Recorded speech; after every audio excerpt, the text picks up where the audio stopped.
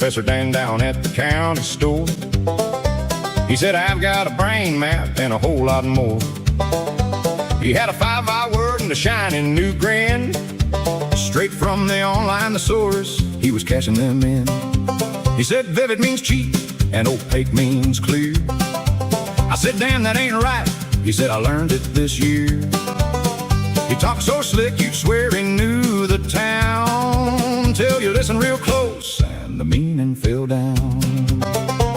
He could tell you all about a polygraph test, every wire, every needle, every puff in the chest, what the sweat on your palm means, what the blink of your eye, how the little machine knows if you're telling a lie. He described it in detail, every minuscule part, but the facts went missing like a hole in his heart. He was accurate sounding, but that's where it ends. A mile of good spelling in a yard of no sense. And he leaned right in like he had the cure for every old problem a person endures. Psychobabble, he'd murmur, I know how it goes. Then he'd trip on the jargon from his head to his toes. Professor Dan, oh Professor Dan, he reads one page and he thinks he can. Professor Dan, oh Professor Dan, all that noise no understand.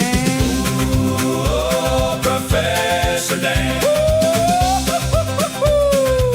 Professor Dan. He's an expert on hounds and the scent in the air, on police line chalk and a flashlight glare, on search and rescue where the mud runs deep, on the way a lost soul breaks and the secret won't keep.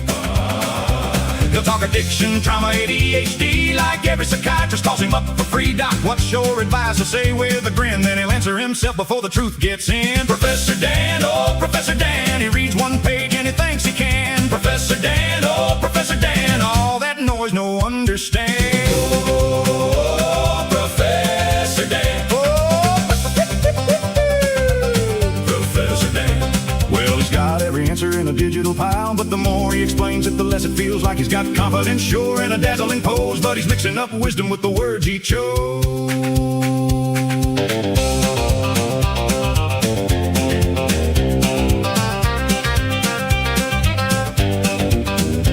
Now he's 10 feet taller in the key of G, still wrong as a fence post, plain as can be. He's a master of nothing, but he sure loves the sound of his own big opinions circling around. So if you need a lesson in what not to do, call Professor Dan and he'll prove it to you. He's full of big talk and a borrowed brain. Every word sounds smart, but it lands in the drain.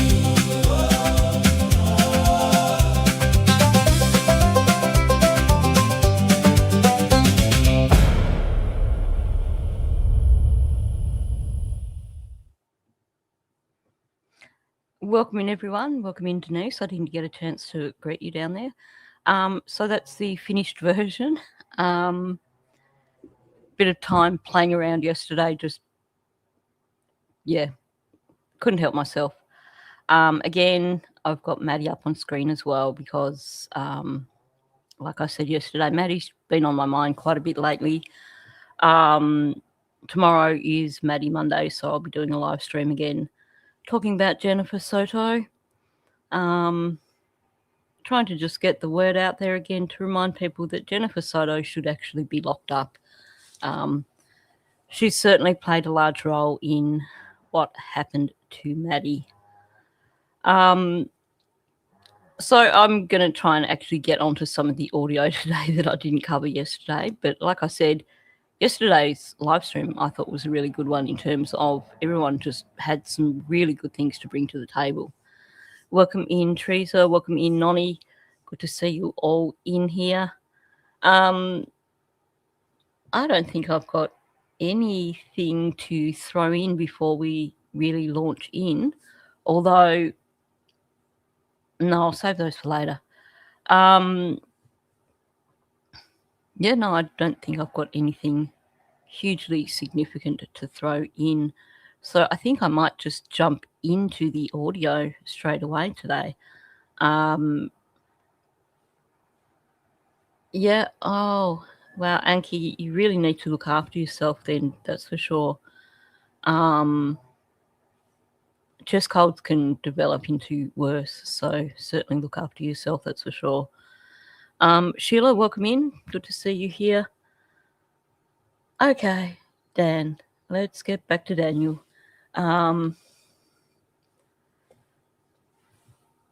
He doubled back to talking about the children missing school again.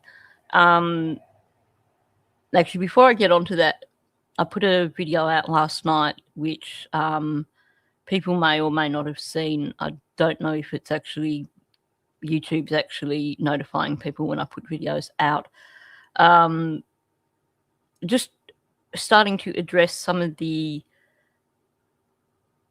blanket stuff, because obviously, as you know, there is now a new version that's come out from Malaya. So I had to dig into that.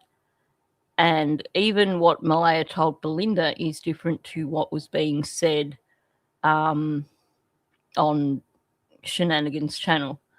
So I'm working today on putting together a video that pulls together all the narratives about the blanket.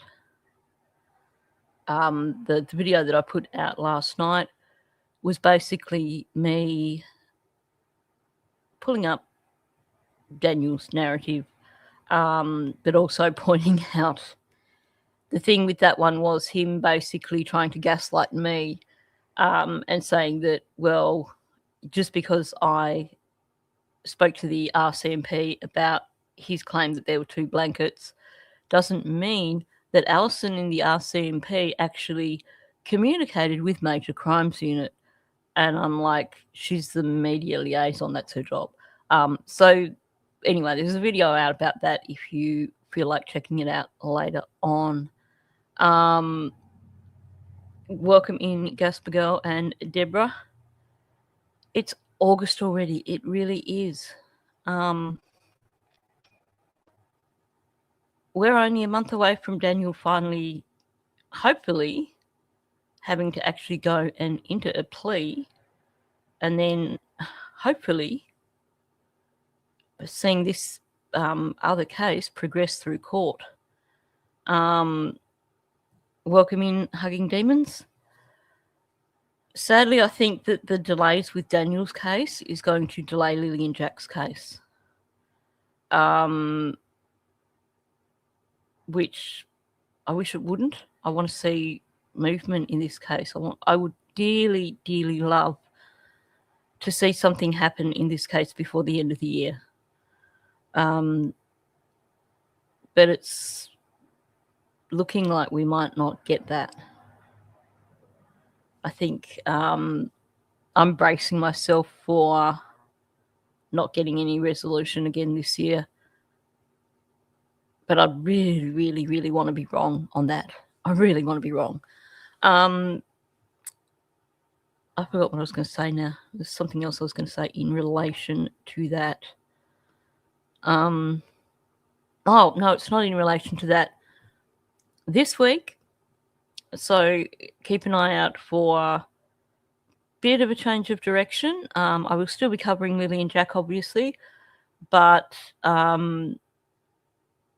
tomorrow, which in my brain is today, but tomorrow, Sarah Grace Patrick, her trial is starting with jury selection. So I believe there's going to be 2 days of jury selection, and then on the 5th, finally her trial starts. I did a little bit of coverage of her case when she was first arrested, and then I just put it off to the side for a while because there was a lot of stupidity going on around it. But I will definitely be coming back to covering that case. I am very open in my support of Kim and Kelly. Kim is the sister of, now I wish I had some, I don't think I've got images here. Just to quickly fill you in on this case that I'm talking about, Sarah Grace Patrick was, I think, 16 when her mother and stepfather were shot and killed in their beds. And she went on TikTok doing all these TikTok videos showing how sad she was and how much she missed her mother and how devastated she was. Really trying to get attention. And she actually contacted a a few content creators, like, please bring awareness to my mother's case, to my parents' case. And she got arrested and charged over their murder. So Kim is the brother.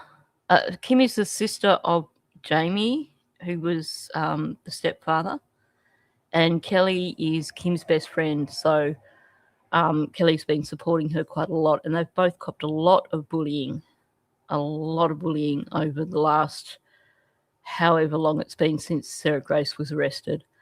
Anyway, I'll be putting a video out, just a recap of the Sarah Grace Patrick case for anyone who is interested in checking it out.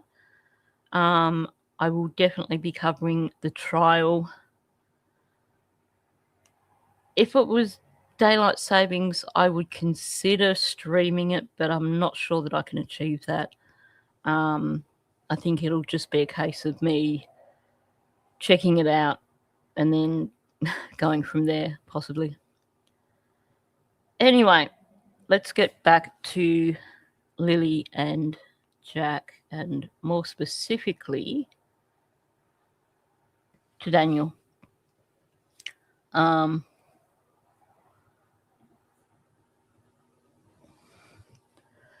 Well, that's the thing. It's, if he gets convicted, he will be locked up. But I don't want to have to wait that long. I want to see things happen now. I want to see all of them. Welcome in, Janice. I want to see Daniel, Jordan, and Chance all locked up. And then hopefully we might get some movement in the case. But it seems like somehow, we have to wait. I'm usually pretty good with patience, but, I think this case has really affected a lot of us deeply because there's so much to it. And I think too, because we've all become, we've all seen what Belinda and Chelsea have gone through over the last 15 months. And I for one want to see it moving on to the next phase. We can just hope. We can just keep our fingers crossed. And we can just hope. So, what more can you do? But I will still be here for Lily and Jack. They're not going to shut me up. They can try. They're not going to shut me up. I can live on 2-minute noodles if I have to, but I'm still going to be here for Lily and Jack. So big F you to the people who are trying to shut people up and stop them from talking about Lily and Jack. Okay, so let's get back to Daniel. Not that I want to. I'm like hovering over the thing that says add to stage, but let's just do it. Yeah, like I don't know for 100% if she had the black eye, but it definitely. Oh, I did run it back a little bit, just because, because I like to, and also because the audio kind of runs on.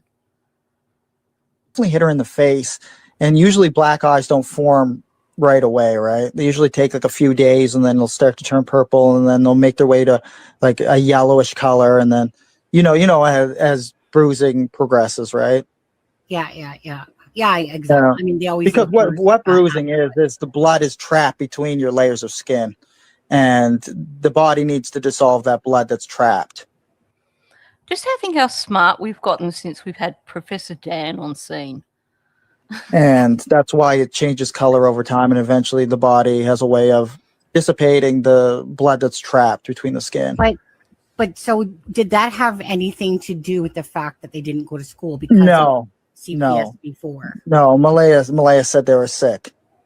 As I said, I wouldn't have kept them home from school. I mean, not the Friday, but the Thursday. No. You said no. Thursday, But then you said that They were sick. They were sick on Thursday, but I wouldn't have kept them home on Friday. both, or just the one. It was Lily. It was just Lily. It was, Yeah, me too. Him being the expert on bruises, it is sickening. That's for sure. So again, we're going back to it was just Lily who was sick, which seems to be the agreed thing, even though periodically him and Janie try to say it was him and Lily and Jack. just It was Lily, just Lily. right? Yeah. That's how I took it. That it was just Lily. But usually when they stayed home, they both stayed home together, like Right. most of the time. Yeah, and it's not like I, wouldn't agree with that as a parent. Usually, it's like, if I don't send one out, just keep the other home as well and stuff. Well, I wouldn't keep both kids home just because one's sick. I look back to when I was a kid, and of course with like asthma and just all sorts of, health issues. If I got a cold, I got bronchitis. If I got ill, I got really ill. If my sister was kept home every time I got sick, she would have missed a hell of a lot of school. And she was like ducks of her grade pretty much every year at school. So I don't agree with it.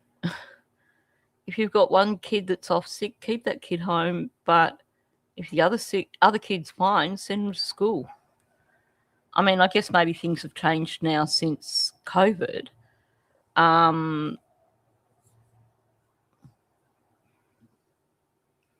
Yeah, I would believe that too.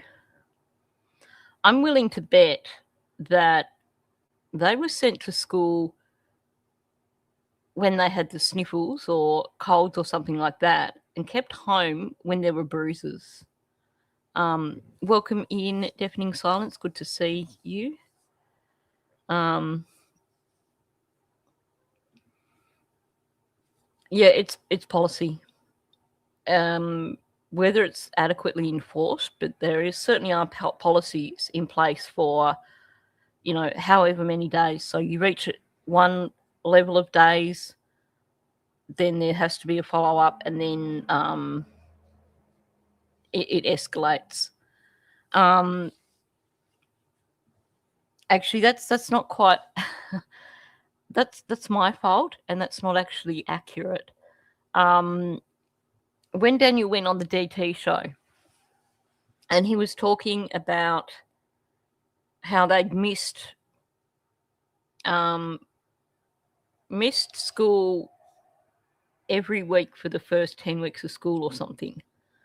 And my comment on that was, that's actually a lot of school to miss, because if that happened every week, that could potentially be 40 days a year.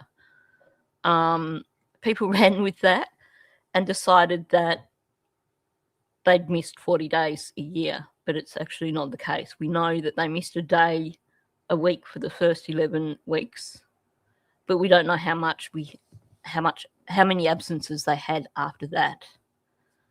Welcome in, Ernestine. Good to see you here. But either way, they clearly missed a lot of school. When they were in school, they clearly weren't they didn't have the capacity for learning that they should have had because of what was going on at home for them, because probably not being given the right meals, so many things. Oh yes, a lot of things get misinterpreted and repeated, and it becomes gospel. There's a lot of things with the Kylie Rodney case where trying to actually find the truth in a lot of that, what was said there, is the same thing, because things were said and then pushed. And people lost track of what was what. Oh, yeah. I did look all this up and I've got a document saved, but I think 20 days is when serious action starts to kick in. So had they missed 40 days or 41 days, there would have been a lot of things happening, I think.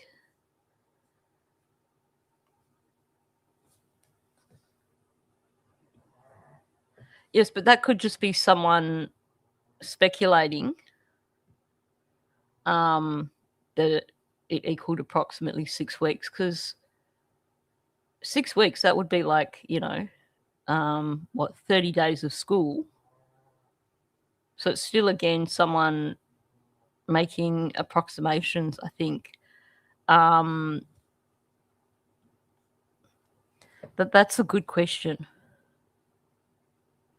I wonder how many days both of them missed because of injuries and things. I also think, I wonder how many days were missed because Daniel and Malaya were maybe too tweaked out to actually get the kids on the bus.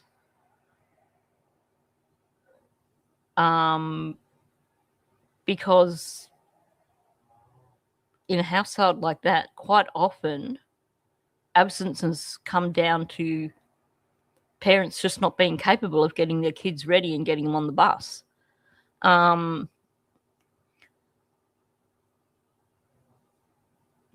Yeah, look, in terms of attendance, that's not for us to know, but I think we can guess that there probably was quite a lot. I mean, to miss one day a week for the first 11 weeks of school, when kids start school for the year, that's the crucial part anyway. And it may not sound significant, but even 10 days is a lot over a year for little kids that age.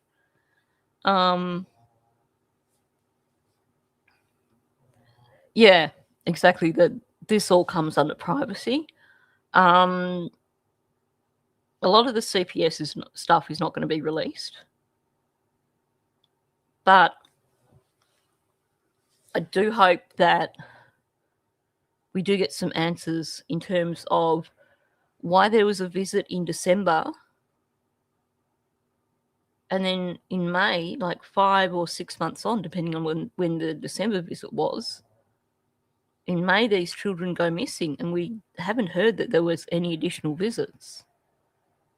So how did they get to this point?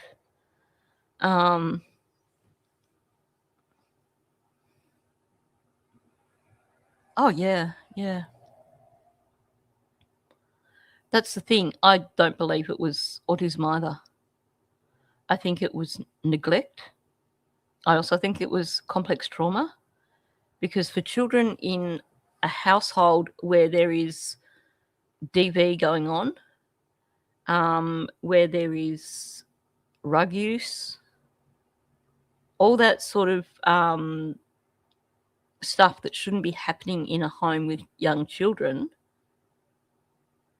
that can lead to CPTSD, because they're living that on a daily basis, especially if there is DV, because they become so hypervigilant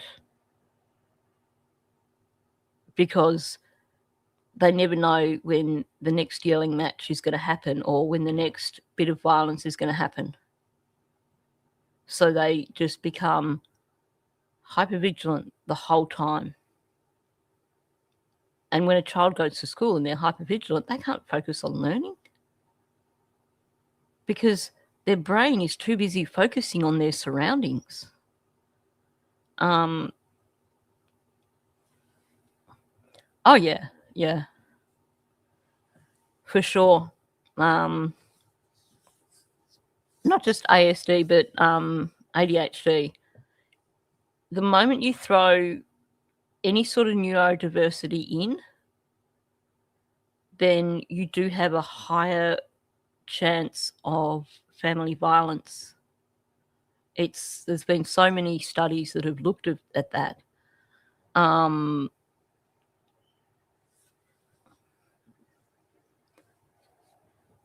Jack would have been almost there. Lily would have been old enough to show. But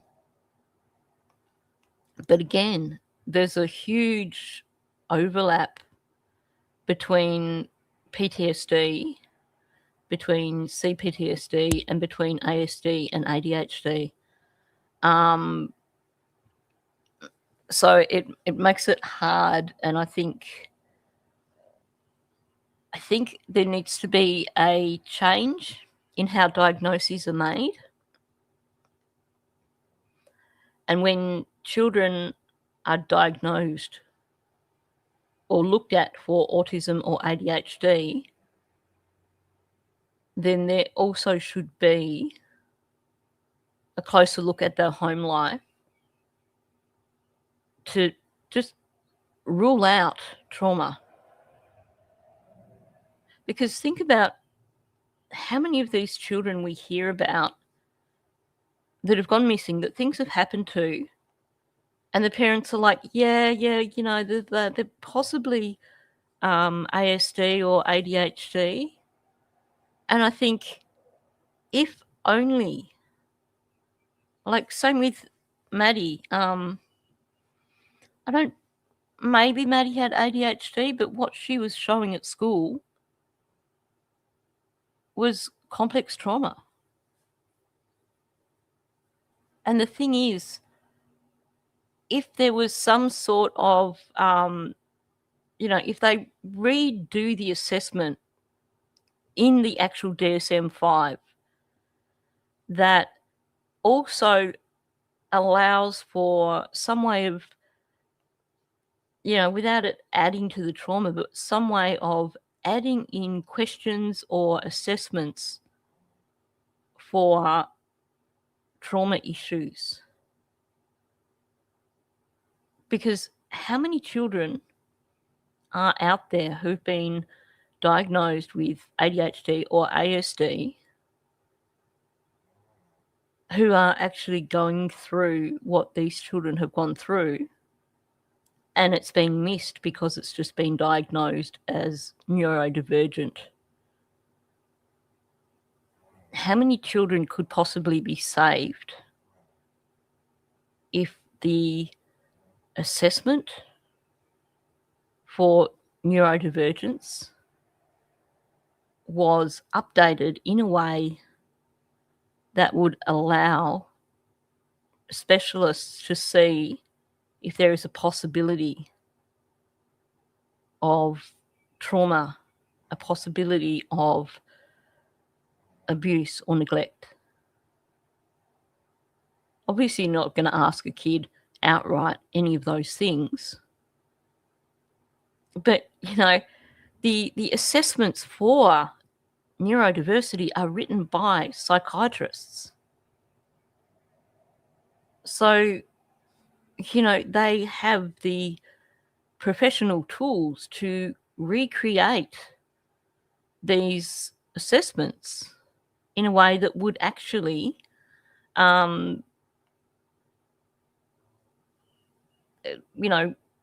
look at all angles. Welcome in, Charlotte. Good to see you here.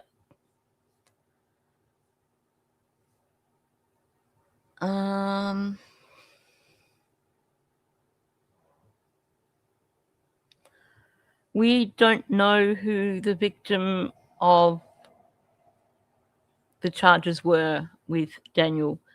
We can speculate, but that's as far as we can go because of the court order, which actually prevents us from identifying, even though Daniel himself on Charmaine's channel actually identified the victim. And to me, it sounded like he intentionally did it. It sounded like he was basically doing a big up yours to the victim because of the way he spoke around it before he made his comment that made it pretty clear who the victim was. But yeah, we all know what the story is there, but we just can't name up anyone. Okay, bit more of this. The restrictions on kids going to school when they're sick are a lot different after COVID, right? Yeah. And It blows my mind. He was so cocky about it. He's like, it's part of my undertaking or whatever it's called. Because that's not a term that I'm familiar with. It's not something that I've heard anywhere else. But basically the agreement that he had to sign when he was charged basically meant that he was not meant to identify the victim or go near the victim. And yet he blurted it out on Charmaine's channel. And it seems like they missed it. They didn't hear it.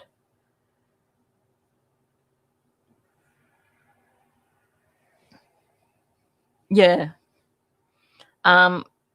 It tells a lot when you see in the documents that the teacher never met Malaya. Because especially, I mean, we're talking about kids that are in those early years. You would certainly expect the mother to attend the school at some point in time.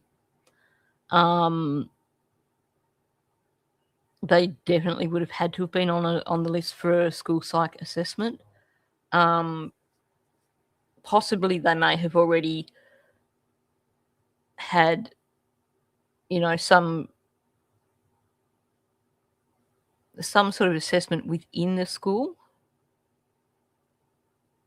And then it was a case of, talking to Malaya and Daniel and having it taken further.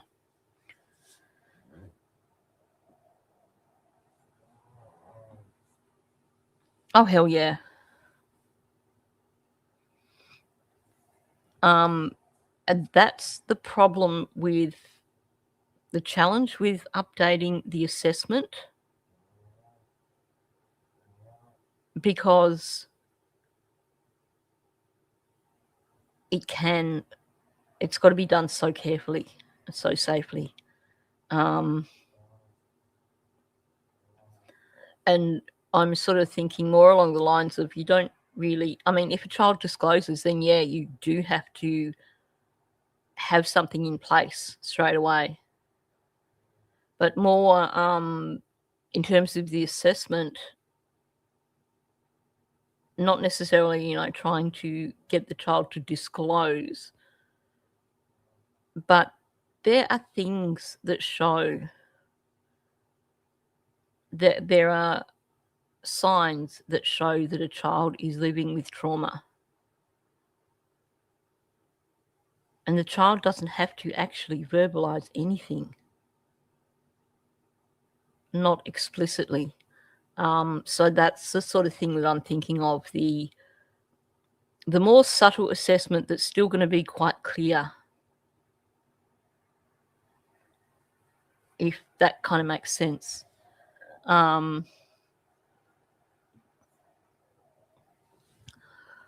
I suspect that the reason that she didn't go to the school was because he wouldn't let her go there. I think he had a lot of control over where she went.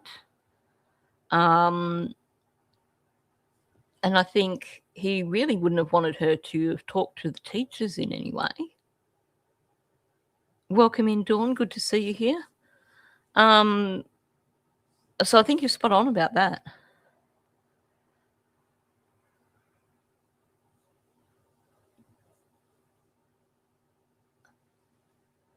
Yeah, when you're talking a 4-year-old and a 6-year-old, I know they live a distance away, but most schools these days do a meet the teacher. like you said, open houses, a week when parents can go in and see what their children have done, and school performances. Surely their school would do like end of year Christmas performance. Oh, that's not end of year in Canada, is it? But like do their Christmas performances and things like that. And Malaya never went to any of those.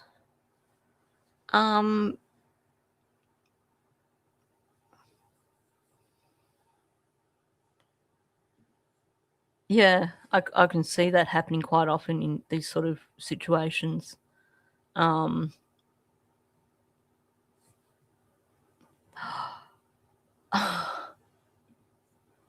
wow. Wow. Boy was sick at school and the mother said, no, I'm playing bingo. Wow. You get that, though. You really do. Unreal. I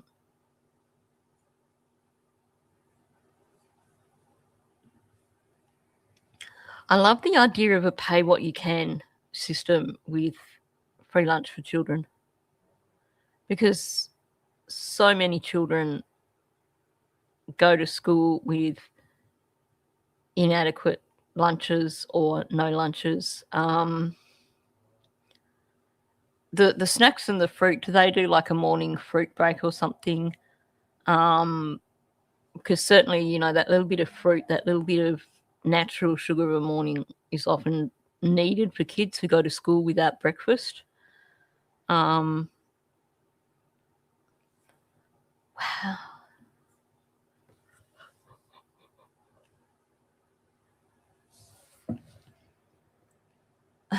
Unreal. I'm sorry that you went through that, Artemisa. That's horrible. People can be shocking, can't they? Just, it's a wonder some children turn out to be, almost normal, mostly normal, when you think about some of the crap that they go through.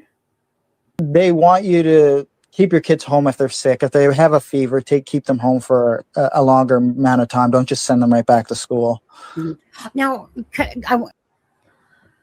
that's logical, obviously. And if I believed that that's the reason Lily and Jack had all those absences, I'd be like, well and good. Especially, post-COVID.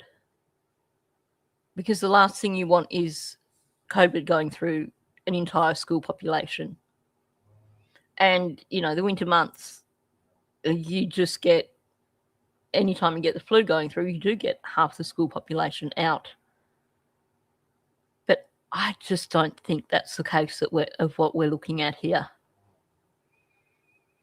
I would imagine that very few of the absences come down to health, unless it was just because of really, really low immunity because of their living conditions. But I'm willing to bet that there were plenty of times when they were kept home because of injuries, or they were kept home because Malaya and Daniel couldn't get themselves out of bed to get the kids ready for school.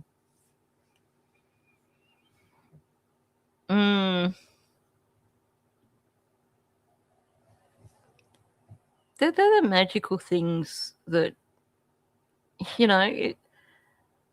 painful to watch so often, especially with little kids.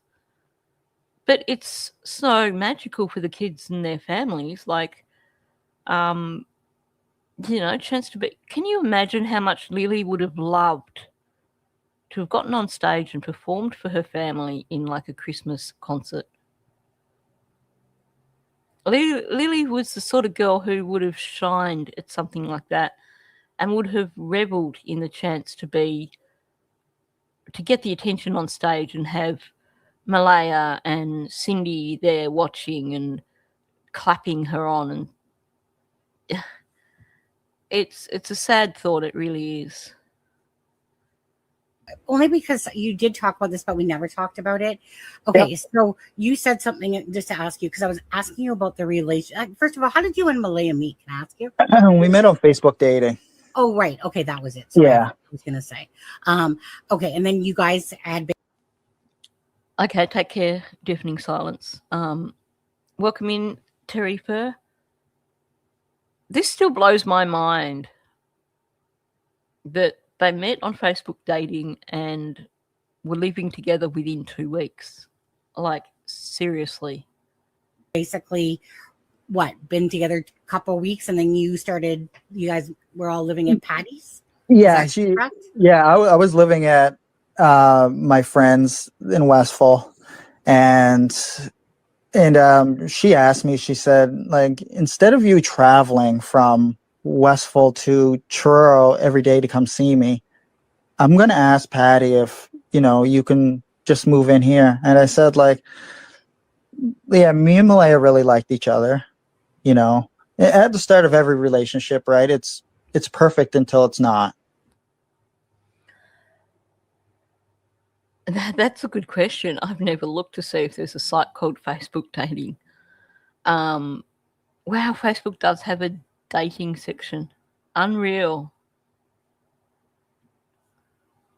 Exactly. Now, the way he's telling it, I can guarantee you this is not how it happened. So his version is like, Malaya said, well, instead of traveling over here, because you're traveling like 45 minutes almost every day to see me, why not just move in here?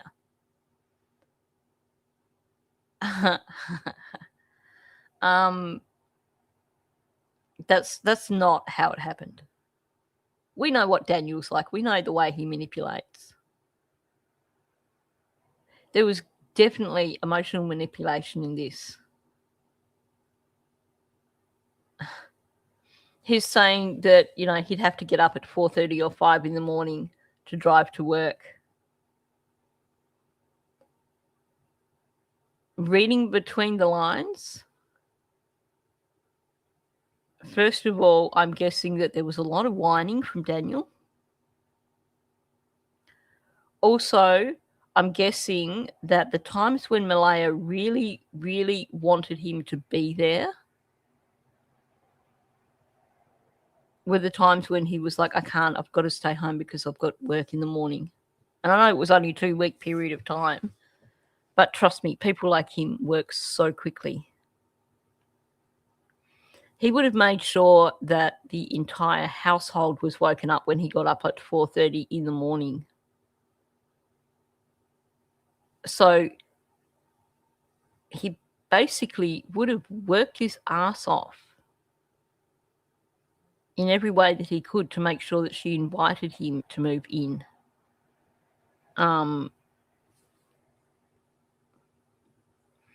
He probably was. It could have been any one of his friends. But you can bet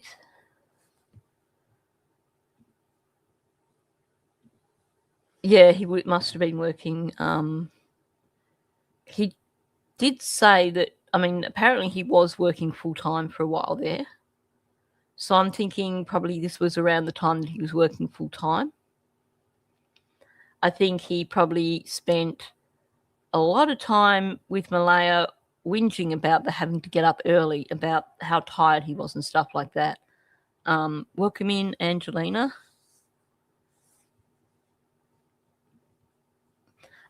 It sounds from what we've heard that he was actually couch surfing all over the place. I suspect that Janie wouldn't have had him in there.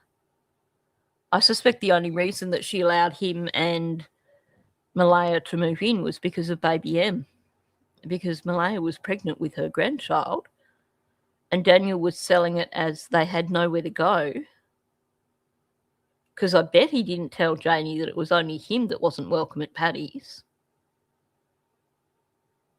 because it would have been quite easy for him to have moved out of Paddy's. But I could bet you any money that, perfect situation for him. like he has a fallout with Patty. She doesn't want him there anymore. So he finds a way to manipulate things to isolate Malaya from her entire family. So I really think it was him manipulating all around. Yeah, autocorrect is, I think autocorrect is out of control at the moment. I've noticed lately I'm nearly at the point of turning it off, because I will type something and it will completely change what I'm typing. And I'm like, are you freaking serious? Just let me type what I'm trying to say. Thank you for coming in, Nonny. Good to have you in here.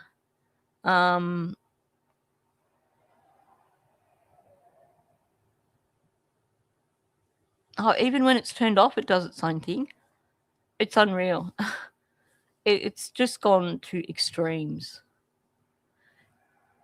And the other side of it is,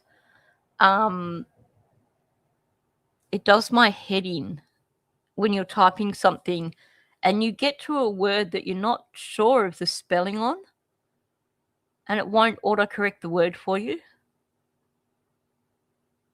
So then you've got to go and actually look up the word anyway.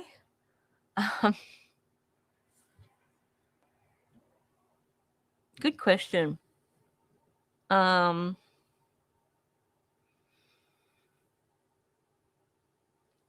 think Patty probably saw through him. But we never got that backstory. All we know was that him and Patty basically were not getting along. So,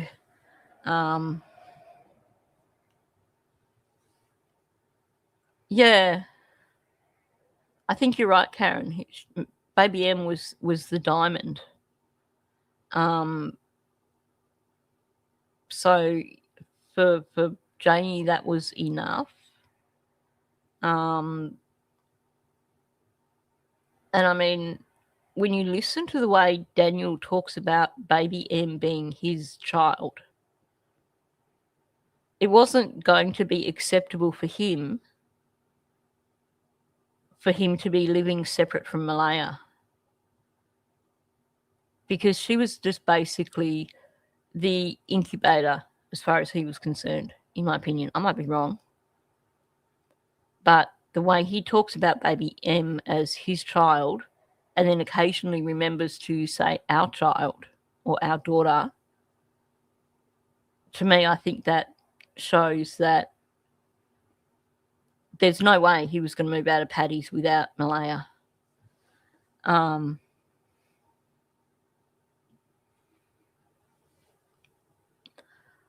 I do think I am probably about 80-90% confident that he would have threatened her. He would have weaponized baby M. I think one of the ways that he was keeping her was telling her, if you leave, I'm keeping the baby. Because so often he talks about baby M as being his, not theirs. So it wouldn't surprise me in the least if that's one thing that he was holding over her. And you see it so often in relationships. And the thing is, when you're in those sort of coercive relationships, if you're the one at the center of it, you can't always apply logic. I had a friend who was wanting to get out of her marriage. She was the one working while her husband was doing the stay-at-home Mr. Mum thing. And he told her that if they separated, he was going to take the children. And he said he was going to move to another state and she'd never get to see her children again. And even with me and her family telling her, you know that legally he can't do that. Legally, you're the one who's working. Legally, you've got rights, and he can't just take the children to another state. And in court, you would look so much better than him. Trying to convince someone when they're in that situation is hard, because the other person is in their ear saying this is how it's going to be.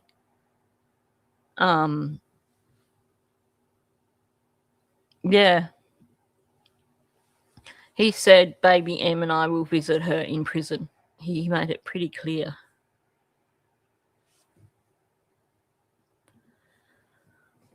Sadly, that happens so often, way too often.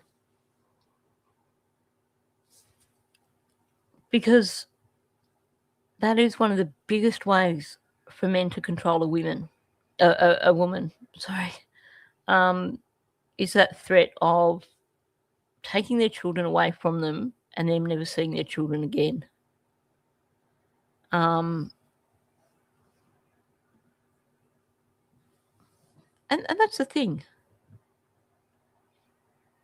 She did get Jack and Lilly by default because Cody he wasn't in a place to fight it. And I can't help wondering,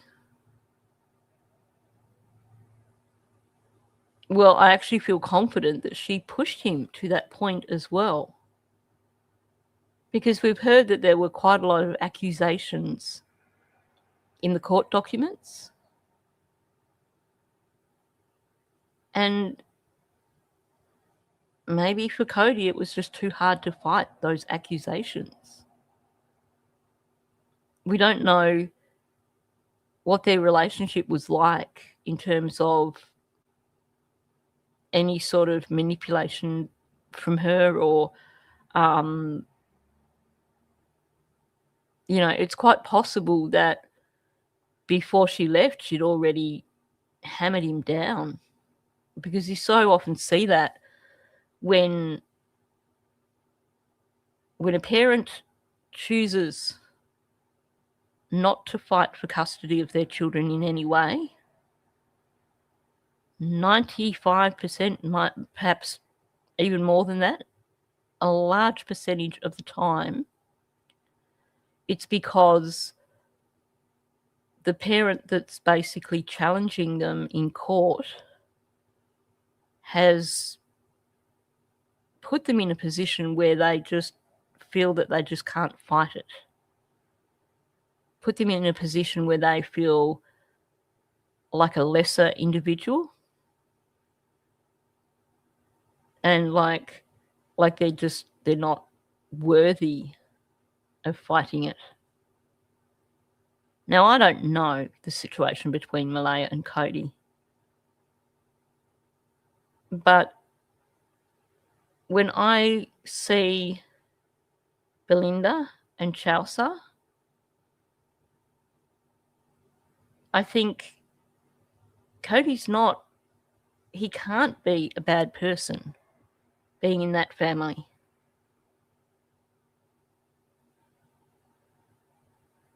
I think it's not possible for him to not care deeply about his children. So to me, that tells me that he was backed into a corner, and that whatever the situation was, that he just didn't feel that he had it in him to fight it, and that perhaps Malaya made him feel that he wasn't good enough to fight it. I mean, this is speculation, but this is speculation based on what we know of Malaya and what we know about Cody's family. And I think I cannot see Cody as being a bad person. It's genetically not possible, in my opinion. So I think that there was probably a lot of things that stem back to the way Malaya made him feel.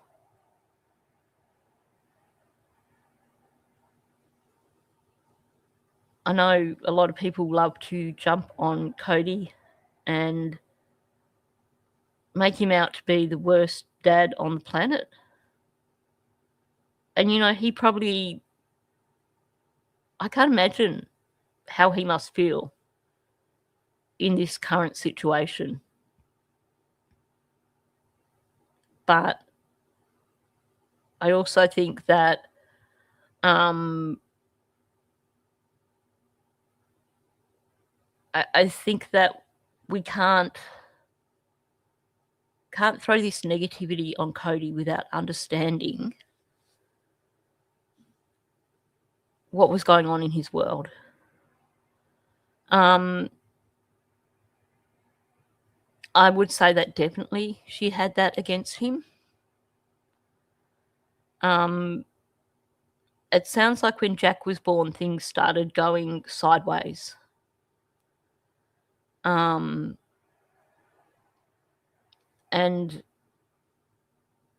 Malaya would have really, really weaponized that.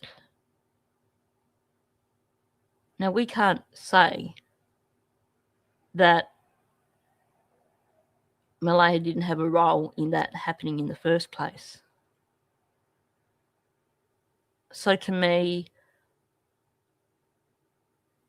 I will not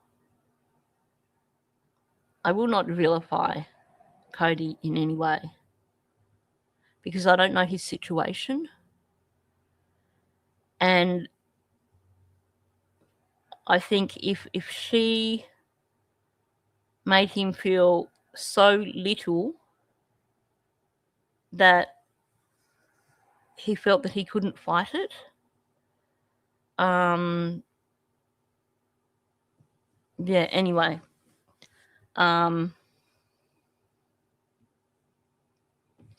Exactly.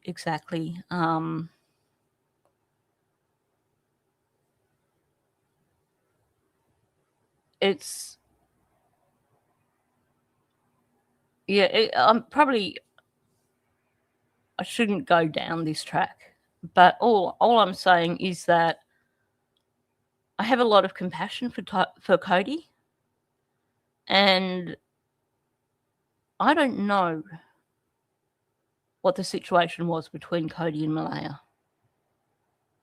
I don't know what was in the court papers that made him feel that he couldn't fight it. I don't know what Cody himself was going through at the time. So I'm not going to judge him without knowing these things.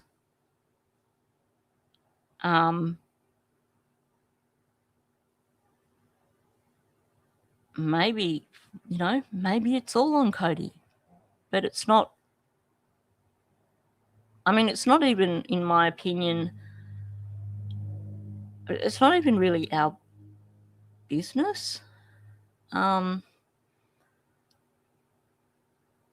Yeah, Cody's choices, even Belinda has said she disagrees with his choices. But I think sometimes we judge people too harshly when there's mental health issues involved. Well, I think he was granted supervised access. But I think he must have just been in that place where even that just didn't seem like enough to fight for. I don't know.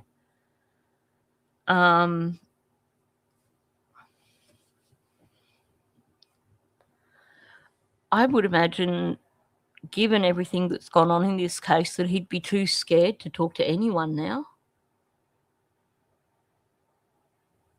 Because the amount of character assassination that's gone on, I think it was a wise choice from the very beginning for Cody to stay silent and for Belinda to protect him. Because otherwise, eventually, the trolls would have cycled through everyone else and be attacking Cody. So I don't think Cody's ever going to speak to anyone because he must be aware. I never talked to Belinda or Chelsea about Cody. It's not my business. But I figure that he must be aware of what's going on. If I was in his position, I certainly wouldn't want to talk to anybody. I'd be too scared of someone leaking audio or leaking text or, turning it into the next clickbait, basically. And we've seen even some of the content creators that appear so very trustworthy and reliable share things with other content creators who then put them out there for the public anyway. So to me, the only way for Cody to protect himself and protect his mental health is if he just doesn't talk to anyone. Oh hell yeah. Daniel hates Cody. Daniel really hates Cody. Can you imagine? He's already talking about weaponizing anything Malaya says. So if Cody even said one word, you could guarantee that Daniel would go after him. Anyway, totally off topic. The squirrels are free once again. So let's keep going. That's how all relationships work. But yeah, she asked me, do you want to move in instead of traveling over here? Like you're traveling like 45 minutes almost every day to come over and see me, right? And like sometimes I would go over there, and after work, and I would stay the night. Then I would have to get up at like 4:30 or 5 in the morning and drive all the way to work. Yep, and he bitched and moaned and carried on about that. I can guarantee. That's what I was saying before. You can guarantee that when he was getting up at 4:30 in the morning, he was making sure that he woke everybody else up at the same time. Oh, and welcome in, Bonza, too. Oh, yeah. That wouldn't surprise me either.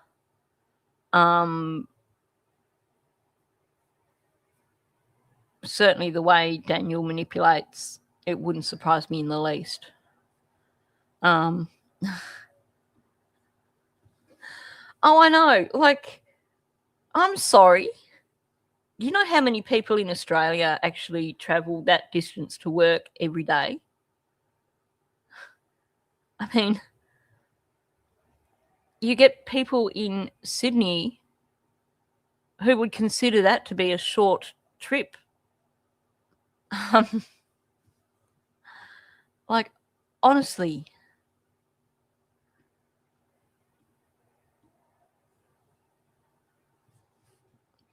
He could have done. And I wouldn't be surprised too if that was part of the manipulation, saying to Malaya, maybe I should quit my job and try and get one that's closer because it's really hard to be able to travel back and forth and all this BS stuff.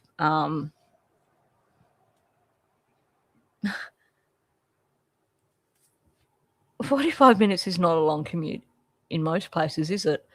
I mean, here in Bendigo, everything's only 5 minutes away. But most places, 45 minutes is a short commute for some places.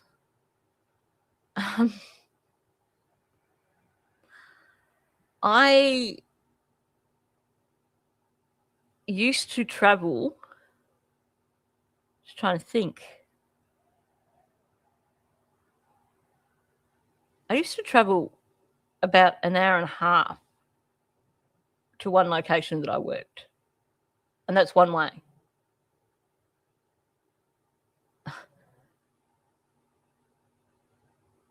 You look at anyone who, unless you happen to live in a city area and work in a city area, most people do travel a lot. 45 minutes really is nothing. It's mind-blowing that he thinks that's like huge. And so she said, yeah, you can, like, Patty's like, yeah, go ahead. I like Daniel. He can move in. Oh, question 2. So from Bible Hill to the mill, or hang on, is he saying he was traveling from work, or is he saying that he was traveling from wherever he was staying? Because it seems to me that there's like a freeway that goes right through, so it's not like he would have been traveling on a freeway, wouldn't he? Like a lot of it. It's not like he would have been traveling like back roads or windy roads where it's more tiring because you've got to focus more. I'm just guessing at that from what I've seen on the maps, but it doesn't look like he'd be dealing with heavy city traffic or anything like that either. I have nothing bad to say about Patty. Patty is one of the sweetest old ladies I have ever met. Yeah, I think she put you sitting in the vehicle. I know she got some, I think that she said some things that weren't accurate necessarily in the documents. Okay, sorry. Sunny has moved on there. I didn't realize before I paused. It sounds like a lot of people do really love Patty. She sounds like a lovely person. But let's not forget here too that Daniel and Malaya were taking advantage of Patty big time in terms of her finances.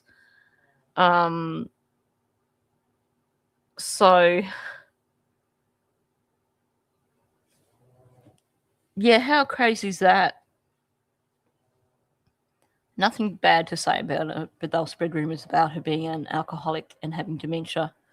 I think Hayley herself has admitted that Patty does have issues with alcohol.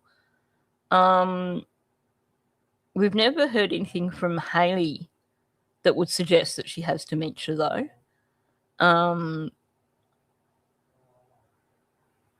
But, you know, being an alcoholic doesn't necessarily change who someone is. Some people can be horrible when they're alcoholics. Other people seem to take it in their stride.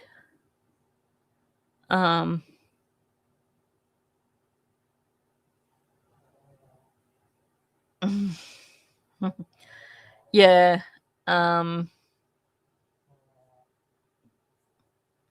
Weekend boyfriends are definitely the best.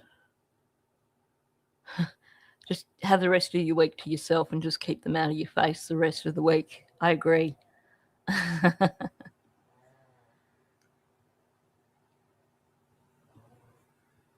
Yep, I think that's exactly what happened. Weaseled his way into Patty, put on the charm, because we've seen Daniel can really be quite a charmer when he tries. So I think he's put on the charm. Then things hit a point where Patty saw through that. She saw whatever was going on. He was probably doing rugs and she caught him, maybe. I don't know. Because according to Malaya, she only discovered when she was about to be induced with baby M that he was doing rugs, which I find that not so believable, but anyway. definitely. I think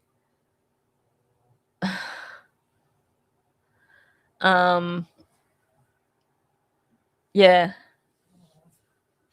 I think she probably saw one or both, definitely. I agree with you. And certainly I could imagine that if she was aware of rugs in the house, that she would have been like, nah, not in my house. Yeah, I think she would have drawn the line at rugs as well. That's for sure. It's also quite likely that he was not doing anything worthwhile around the house. Like, it's you see in the documents where Malaya's like, Daniel was supposed to do this, but I didn't see any sign of him doing it. Janie, I was waiting for Daniel to find his tools so he could come and help me fix the fence. But then we're told that his tools were stored in the little porch area at the front of the house. So it shouldn't have been something that she needed to wait for.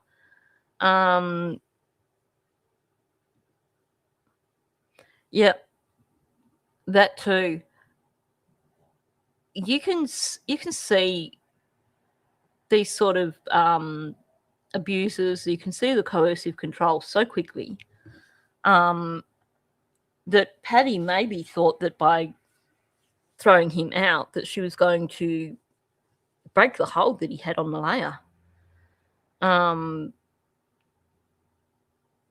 mean, I can remember my best friend, this guy that she dated and she got engaged to, and I was horrified.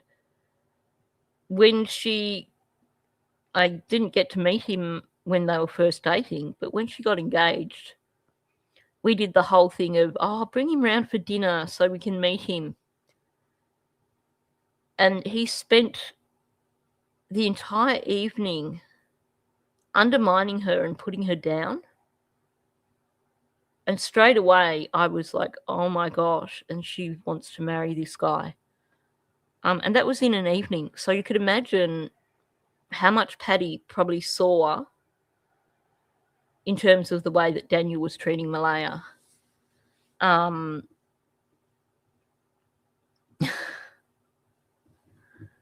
know. Couldn't put up posters because he couldn't find his stapler.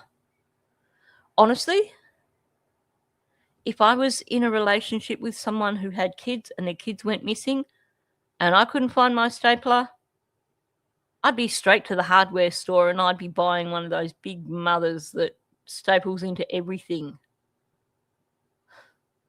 Or some tacks or something. And going, now I can do it. Like, that's the most pathetic excuse on the planet. Seriously. And letterboxes too. Good point, Bonza. Put the flyers in letterboxes. Or go around businesses and ask them. You're so good with the emotional manipulation, Daniel. You could have been going into all these businesses and convincing them to put Lily and Jack's posters up just using your own manipulative skills. But he didn't have a stapler.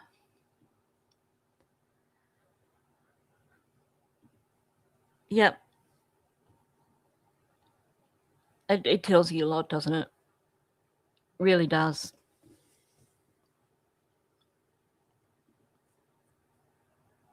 Mhm. But if there's one thing I'll say, and I'm sorry, but I feel like that Patty was like a bank machine, and she was always trying to help out Malaya, in a lot of ways and stuff like that. I see Patty as just a very generous, kind grandmother who always, no matter what,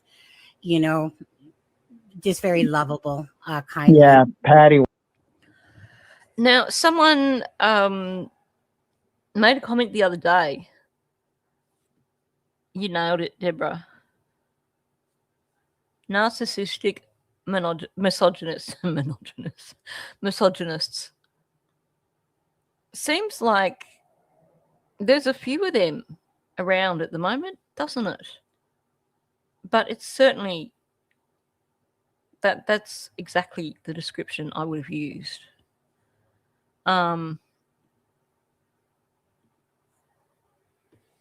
Yeah, very quick to do that.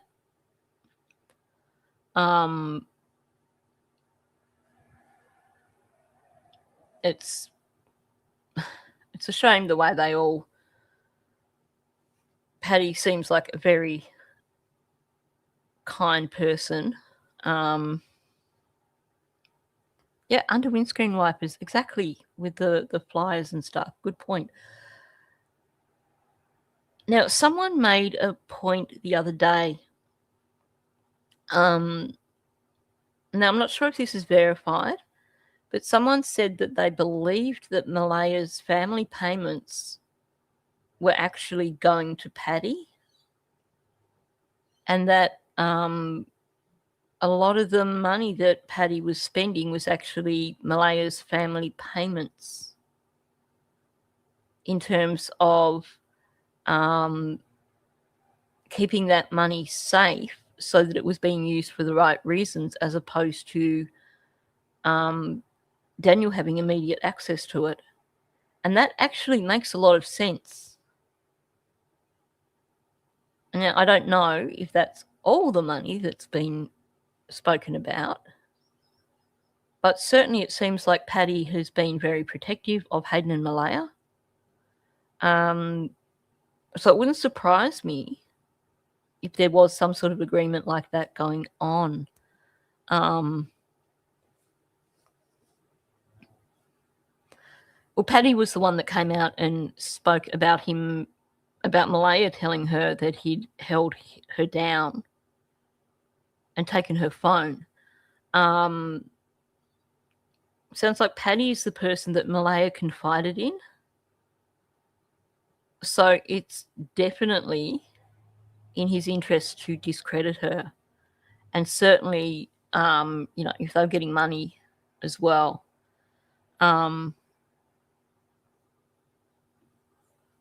Yeah. And welcoming Carla. It does make sense. And I could imagine him not doing his taxes because there's no financial benefit for him. There's no incentive to do it because he wasn't getting access to that money. Because you can bet if that money was more freely available, that he'd be jumping in. Oh, Connie did too. Yeah, thank you. Connie Brooks also said the same story to the Globe and Mail.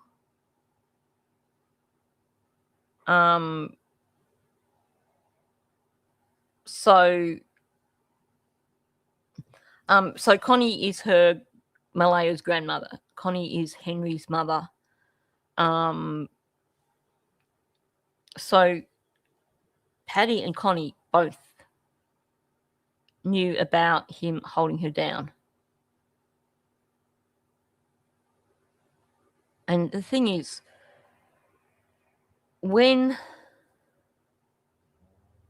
you have these sort of relationships, if a woman who is being abused discloses information like that, you can guarantee that that's serious minimizing. That's nothing at all in comparison to whatever it was she was going through. Oh, okay. If he doesn't do his taxes, he gets no employment insurance, taxes, or financial benefits in Nova Scotia. And welcome in too.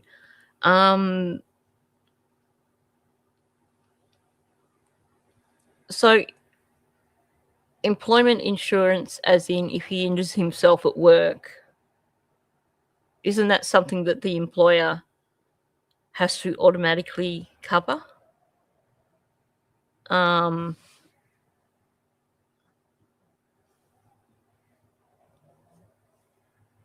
He has to prove his income. Okay.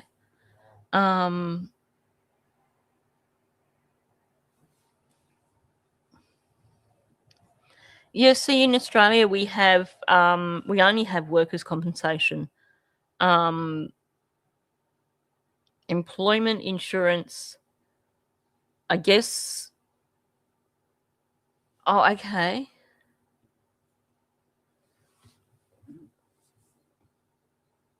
So if you are casual,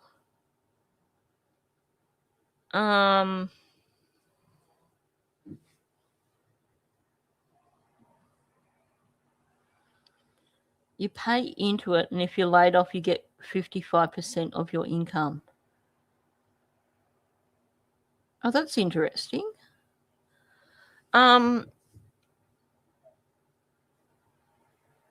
Here in Australia,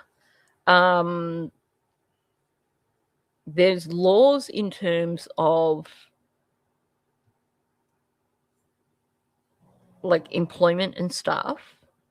So if you are employed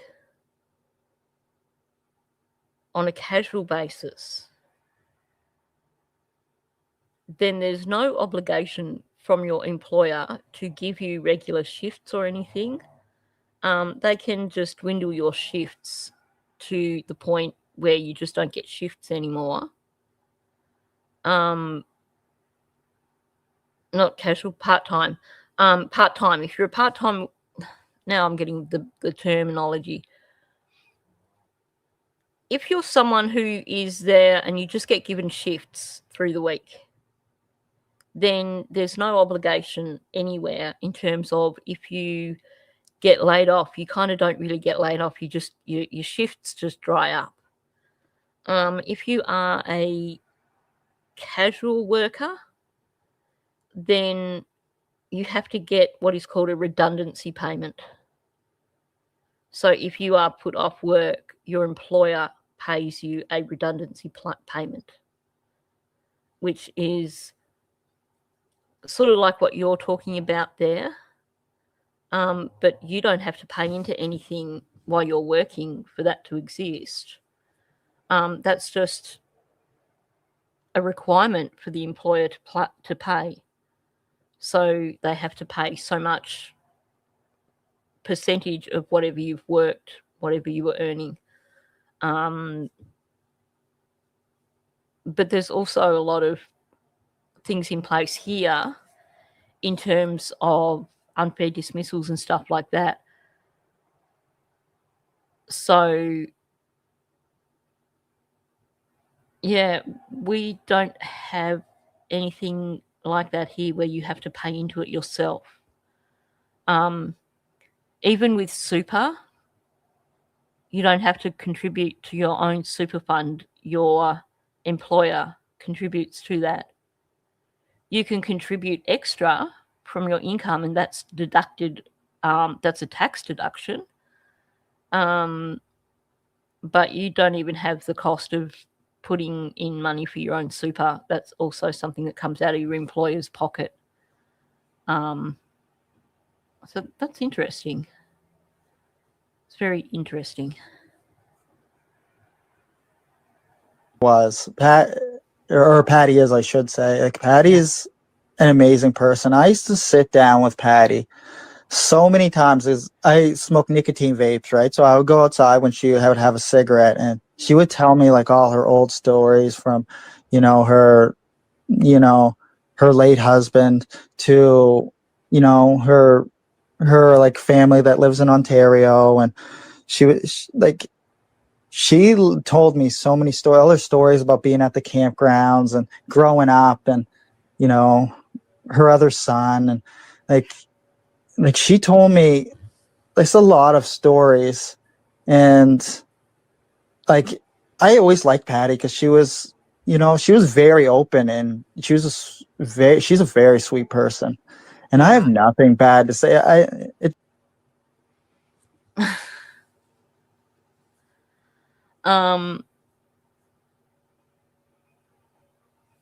Oh wow, doing 5 years of worth of taxes to catch up, that could not be fun.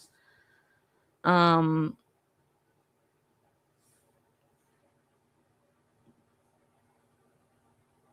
don't pay it per se, it's part of the deductions from your pay, like taxes. Yeah, see, here in Australia, the only deductions that are taken out is your tax. So when your employer does your wages, they take out your tax, but they also have to calculate before tax is taken out the amount of money that they have to pay into your super fund. And that's not deducted from what you earn. That's completely separate. So, you have your whatever you earn in the fortnight, you get your taxes deducted from that. But your deductions in terms of super, money for super, in terms of if you're a casual worker and you're going to get a payout at the end of the year, there's no deductions from your pay. It doesn't affect your pay at all. So you could be earning the same income as someone who's in a permanent role, and if, like, at the end of the year your job ends, you get paid leave loading, and none of that comes out of your own wages. That comes directly from the employer, which, it's a good system, because I'd imagine that there must be a lot of deductions then if you've got, like, all these things actually being deducted from your own pay.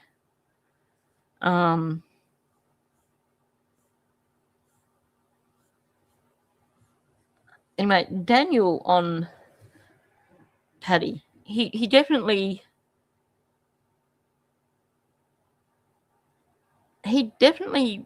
is quite respectful towards her there.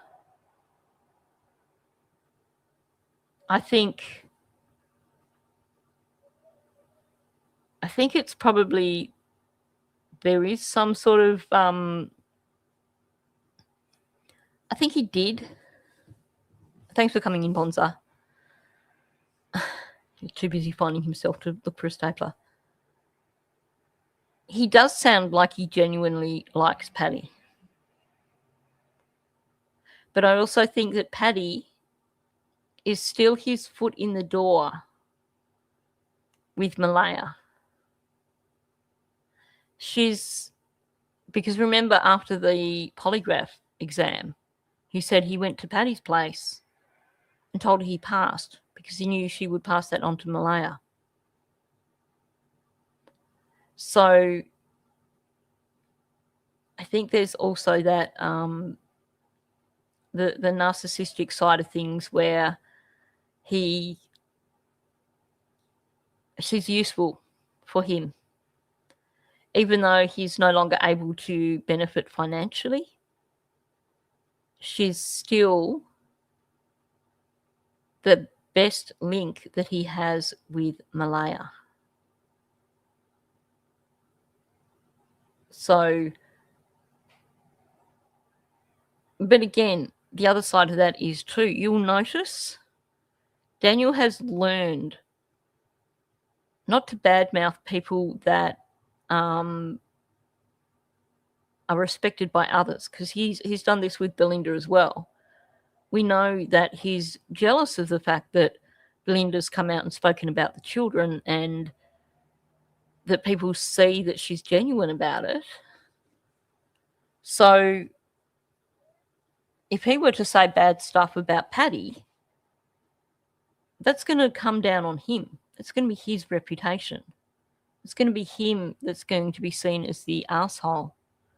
So I can see why he's got to say this. And you cannot possibly tell me with Daniel that him being thrown out of Paddy's home, him being like, you can't live here anymore, you can't possibly tell me that there isn't resentment over that.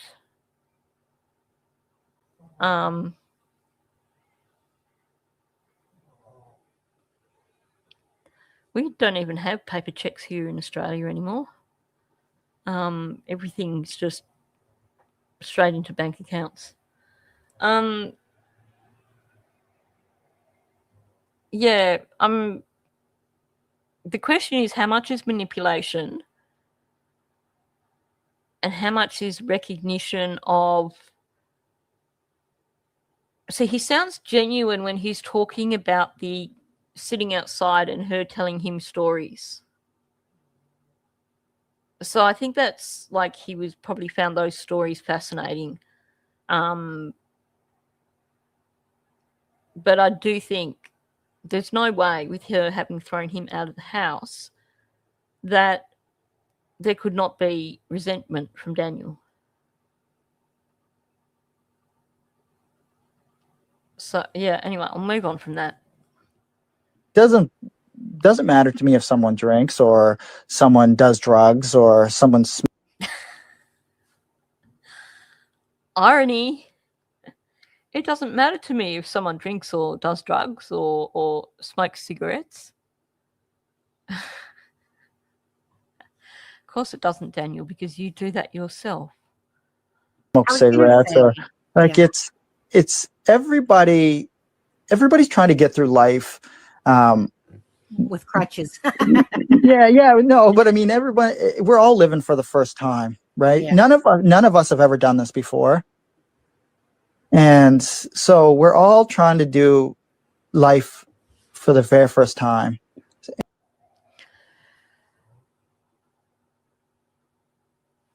What a crock of...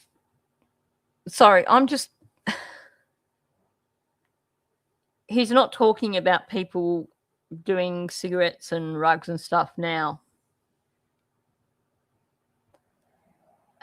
Welcome in, Ms. V. I totally agree with this. Honestly, all he's doing here now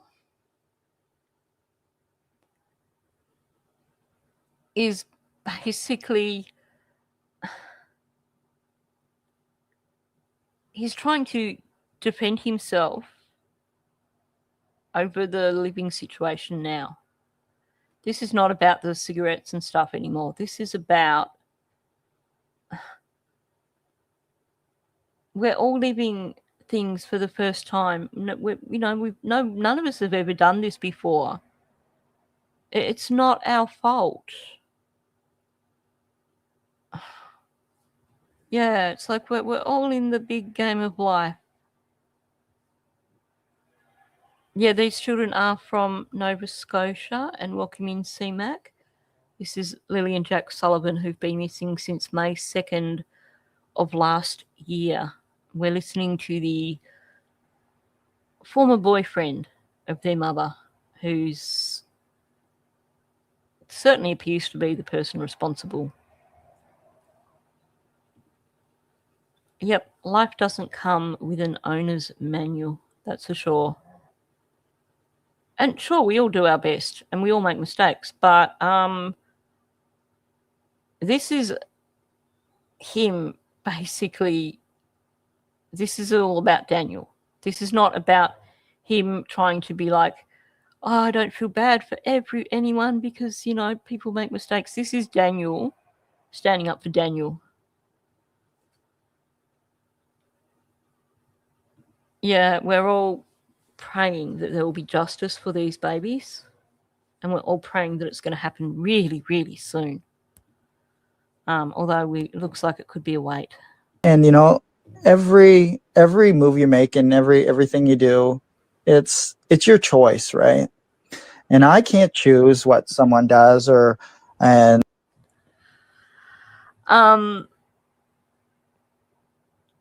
not exactly a time when I should be laughing. But who sang that song? Like, every move you make, I'll be watching you. Wasn't it The Police? Because hearing that line come out of Daniel's mouth,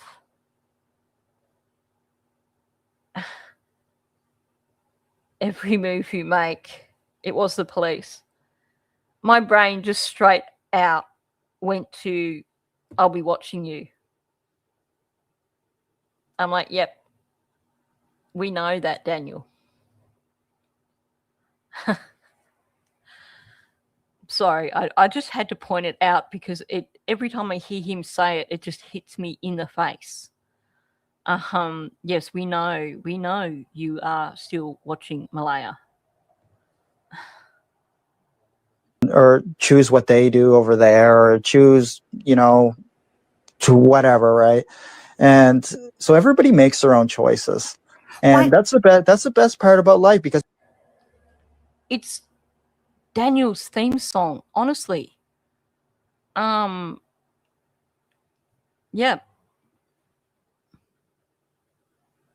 This is his theme song. I can't play it because of copyright.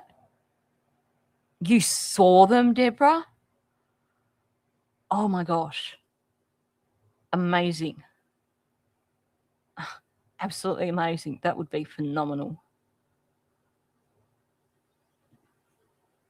Yep.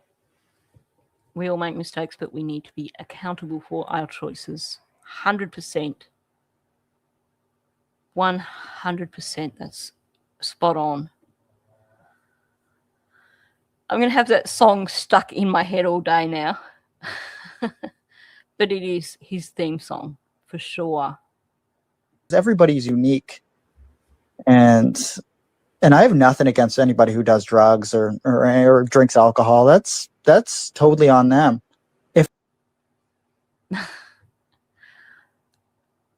Isn't that so nice of him?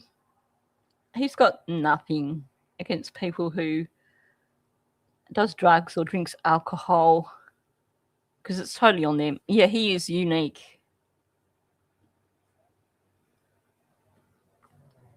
He's so unique. Yep. It is. It's all cliches. He pulls out the cliches non-stop.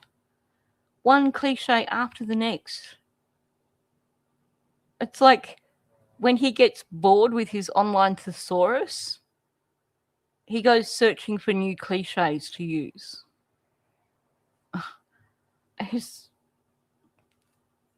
He's unique. If it's destroying their health, that's on them. And yeah, as long as it's not harming others. So what?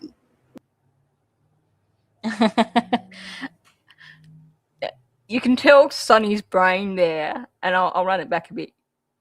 You can tell Sonny's brain there is just going, did he really just say that? And I haven't put the banner up either. I should have done that. Okay, so obviously need to give Sonny credit for this. I keep talking about it, but I forget to put the banner up. Yeah, he is trying to make himself sound so chill. So very chill. And yeah, sorry, I missed that, Karen. Again, Daniel with his, this is basically his way of saying, you've got to accept this. You've got to believe me, as in, you can't argue this. This is a fact. This is my thing that I'm pushing on you, and you're not allowed to argue against it.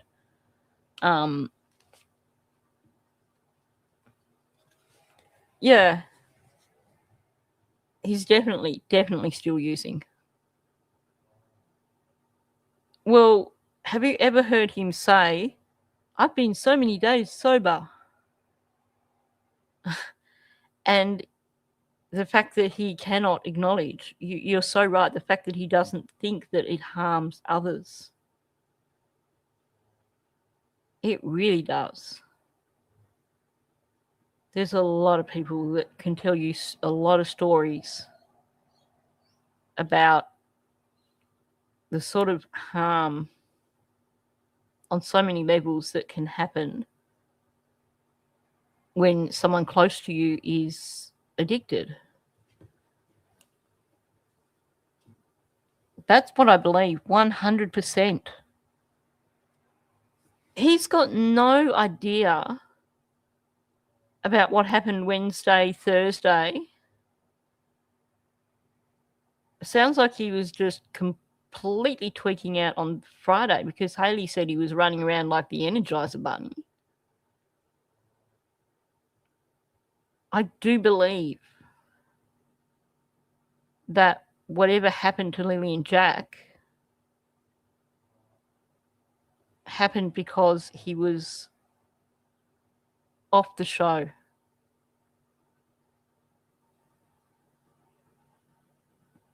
I'm very much leaning towards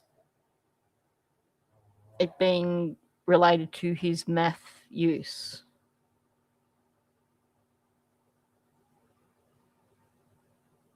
Which is, it's a sobering thought, but it really grates me to hear him claim that it doesn't do any harm.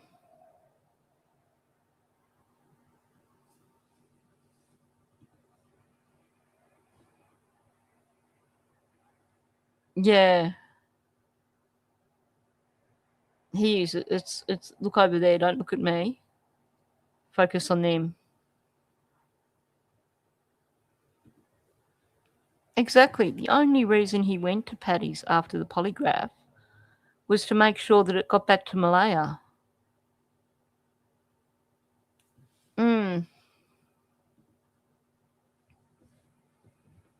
Yeah, it's really not cool when your parent is slumped in a chair drunk or is losing the cool with the kids. You know, when a person comes home drunk and one of the kids just happens to be awake or something and they decide to take it out on them because the kid's awake. You know, these things happen. We've got a woman here in Victoria, Samantha Murphy, 52-year-old woman who went missing about close to 18 months ago now, probably maybe 15 months ago. She went out jogging. She went missing. They haven't found her yet. But we do know that Patrick Stevenson, the 22-year-old who is charged with her murder, we know that he was tweaking at the time. He was off the show on drugs. And we know that, well, according to the prosecutors, he took Samantha Murphy's life. So I'm pretty certain that her family wouldn't say that it's harmless.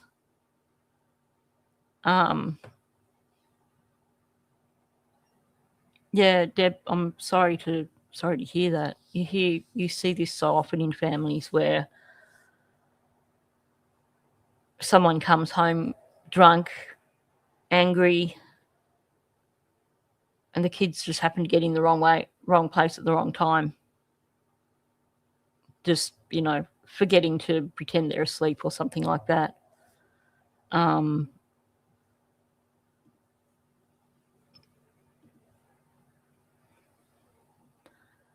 You're probably right.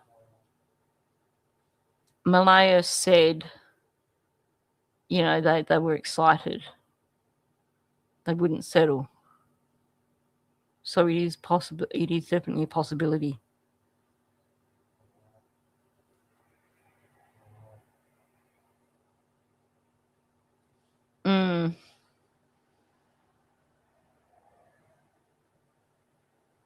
Just looking at people's. Oh, Ariel, sorry, you went through that too. Yeah. It's never a good experience to go through, that's for sure.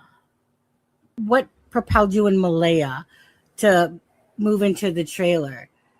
Yeah, I can actually tell you that.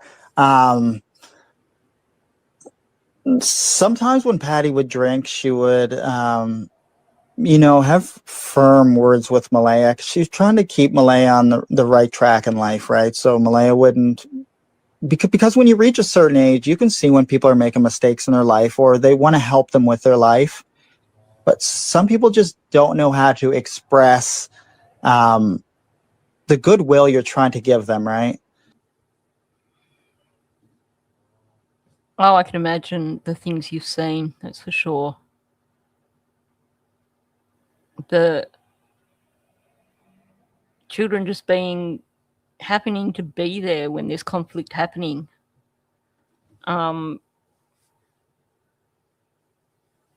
It's happens way too often.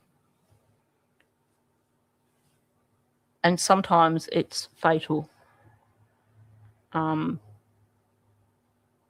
Thank you for putting in 25 years in a job like that, because a lot of people don't last that long. And there certainly need to be people who are willing to make that dedication.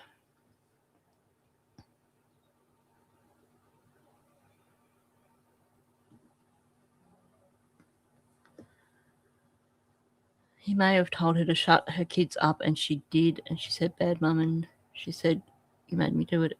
And he said, "I'll take care of it." Yeah, we never know. Well, hopefully we'll find out eventually what happened. I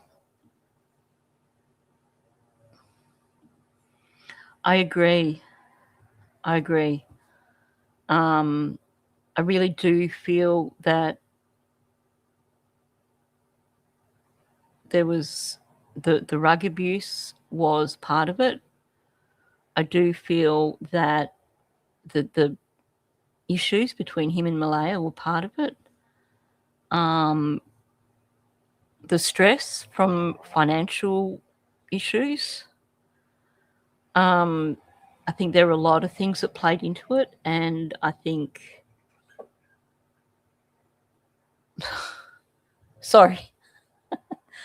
One of my local birds just flew and just kind of almost hit the window. Squirrels. Note how when he's talking about, he's been asked, what happened? Why did you guys move out of Paddy's? He deflects. He doesn't talk about him. He spoke about Paddy and Malaya. And yet we know that in the documents it says Paddy actually said that Daniel was basically asked to leave. He was asked to leave. We also know that Malaya was told by Paddy, Malaya could have had that house. Malaya could have had a nice house in Bible Hill for her and her children. The proviso was that she go back to school or she get a job. So Daniel steps in and says, come and live with me, you won't have to get a job.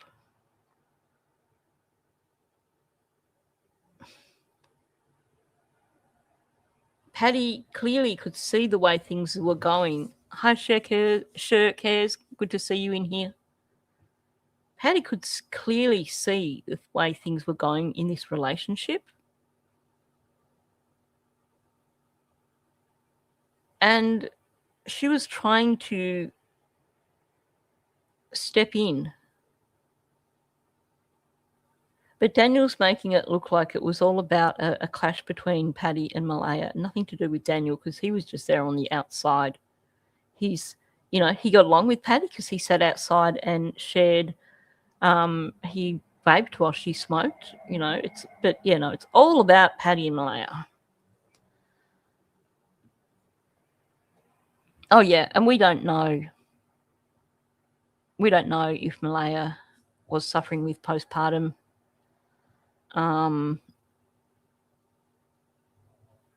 It sounds like she struggled a bit with mental health over even from when she was a teenager. But certainly,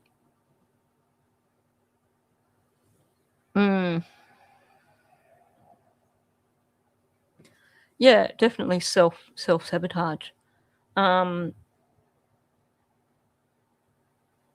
It's Daniel's version of this is very different from the versions we've heard.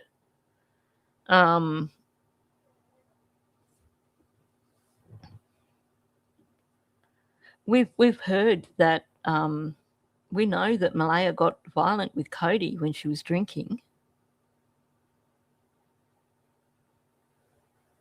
Now, for all we know, how do we know that she wasn't drinking the night that something happened to the children? How do we know that she wasn't on meds and drinking and something happened? These are good points. And Patty would always just try to steer Malaya in the best direction, because she's like almost 70, Yeah. or she is 70 now, and she has a lot of life experience, and she wanted to give that life experience to Malaya. But some people are stubborn, and they don't want to listen or take others' opinions into consideration, right? And it's your choice to do that. You get to choose. You're the CEO of your life, right? Oh my gosh, sorry. That's definitely counselor speak, isn't it? You're the CEO of your life. Good one, Daniel. Oh, I can guarantee he did. If you look in the documents, there's several references where they're basically saying the children didn't respond to Malaya. The children didn't behave for Malaya. They only behaved for Daniel. Malaya's like, he has a voice that they would listen to. So I could guarantee that from the day that they moved into that property on Gairloch Road, that he was undermining her as a parent to the point where Lily and Jack did have their relationship with Malaya was damaged in many ways. Yes, that comment by him, they know her as the woman who cooks for them. Funny, Daniel, because when you were saying that in the context of you did everything for these children. You were the one that got them ready for school. But now your biggest excuse for not being responsible for their disappearance is that it was basically Malaya's job to get them ready for school, and you would lay in bed with the baby, and that was your role. But he seems to forget that. Oh, yeah. Honestly, he could write his own motivational book, although it would be basically taking from everyone else. But the crap that he comes out with, just, you never know what's coming next with Daniel. And so, like, she didn't like when Patty would sometimes drink and then, had words with Malaya, and she wanted to escape. She wanted to escape from that. But what the big driver was why Malaya wanted to move, she wanted to get away from Cindy. Couldn't help himself, could he?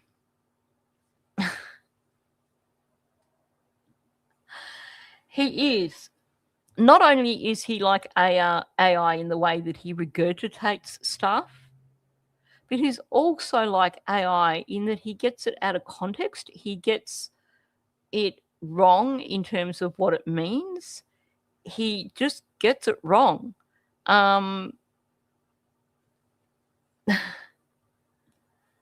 Yeah, I think he definitely doesn't come up with this stuff himself. Some of it's probably from this mandated counselling that he had to do for CPS.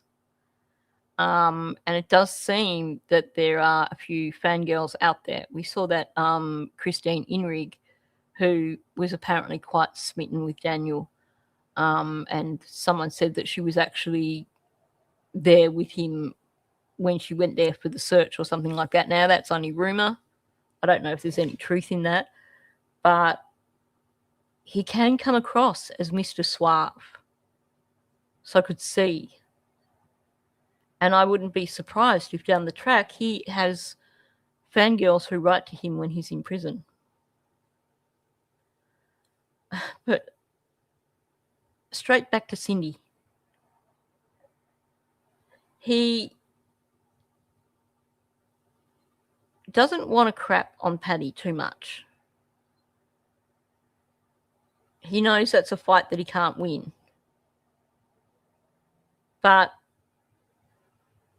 any excuse to come back on Cindy, and he takes it. I know.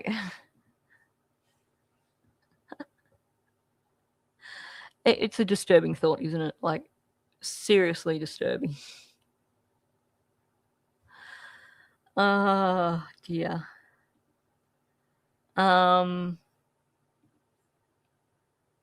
Christine Inrig came out and denied it.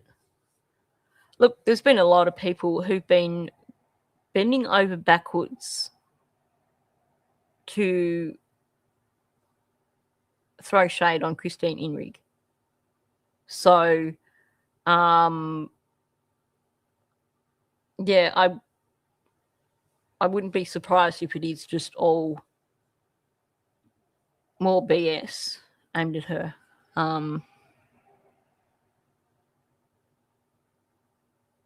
Just looking at, yep. Every time he hears a bit of pseudo-psychobabble, he keeps it in his head. He stores it in his brain that has room for all the $5 words. Puts it all in there for when he needs to use it. Pulls it out when he thinks it might actually fit, but he doesn't really know what he's talking about.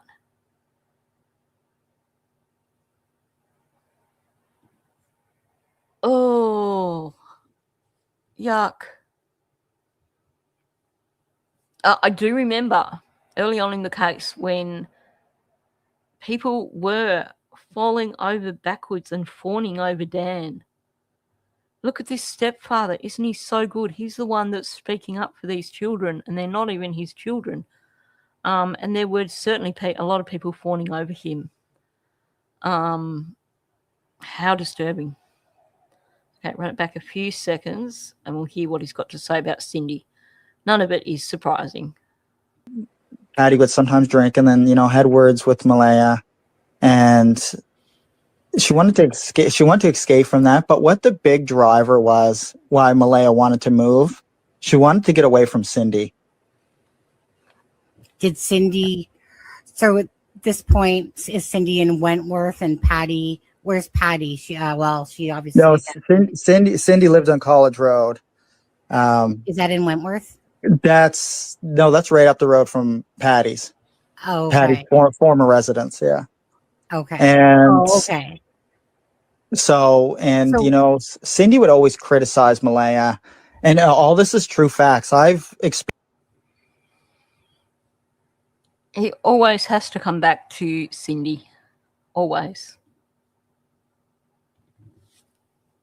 And note how he has to throw in, and all this is true facts. In other words, this is a gross exaggeration.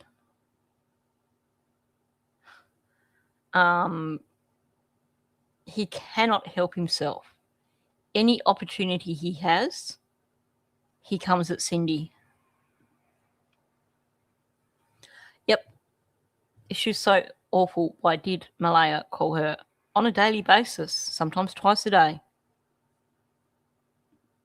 That is exactly what it is. And you hear it so often from Daniel, where he throws up all this negative crap about Cindy, and you can tell that that's what Malaya was getting in her ear from him. Look what Malaya's doing. Look what Cindy's doing. Look how she's putting you down. She's so horrible to you. She doesn't appreciate you. She's she's critical of you when she shouldn't be. All these things. He would have been giving Malaya all that sort of stuff the entire time that they were together, because Cindy was the biggest threat to his hold over Malaya. And now he's ramped it up because in his mind, Cindy won. In his mind, Cindy convinced Malaya to leave when he had that stranglehold. So now he's going to throw her under the bus whenever he can. Yeah. I've seen that with friends of mine who've been in coercive relationships where their husband or their partner has worked really, really hard to undermine their relationship with family to the point where they are even more isolated. It is such a classic strategy.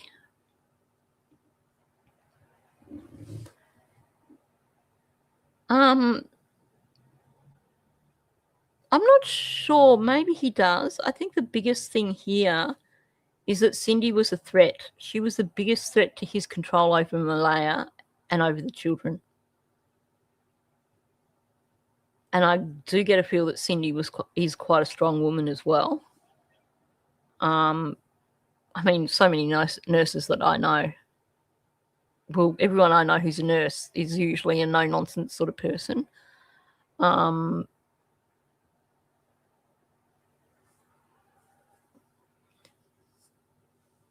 But yeah, it's all about let's attack Cindy. Yeah, I just reread what you said, Charlotte, and it is hard when a relationship's been undermined like that. It can feel like it will never be the same.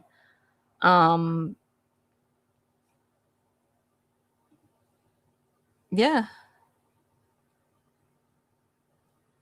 And that's how you end up with these people getting caught in cults. Oh,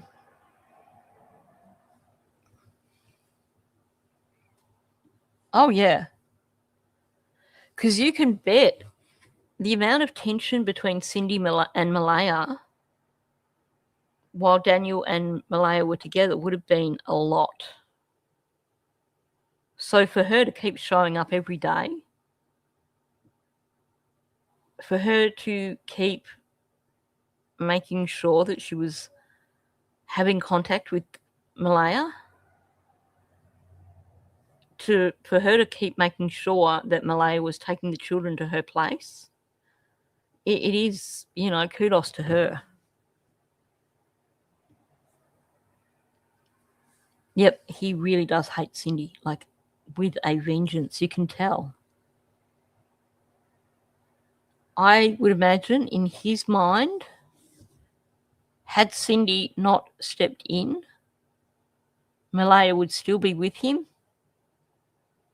And in his mind, he probably also thinks that if that was the case, all this would be over by now because Malaya would have stood by his side and they would have been able to convince the RCMP that they're completely innocent.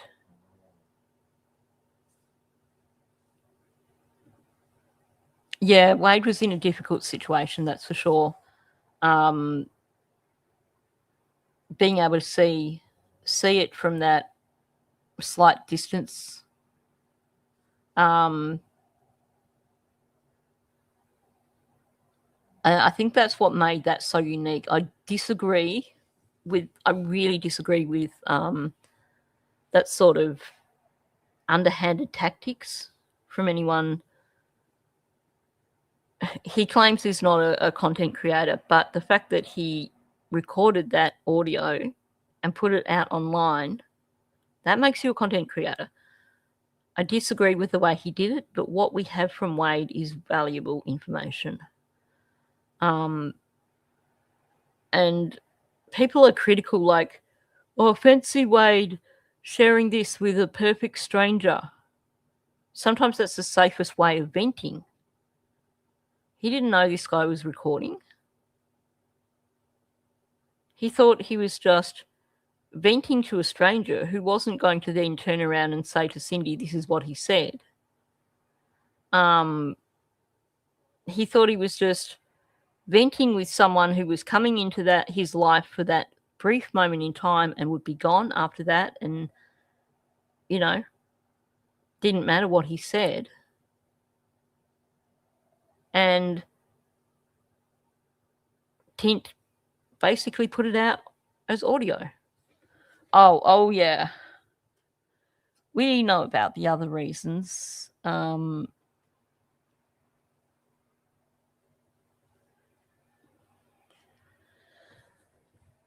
His treatment of women in Ottawa, and the fact that he's so cocky about it. Yep. I know exactly what you're referring to. I mean, he even admitted it on his channel like it was a badge of honor.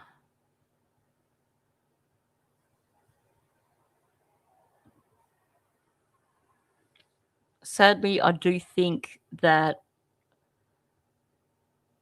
Malaya getting the vehicle and getting the plates, I do think that was probably a huge trigger. And welcoming TJ's mum also. Oh, they were underage?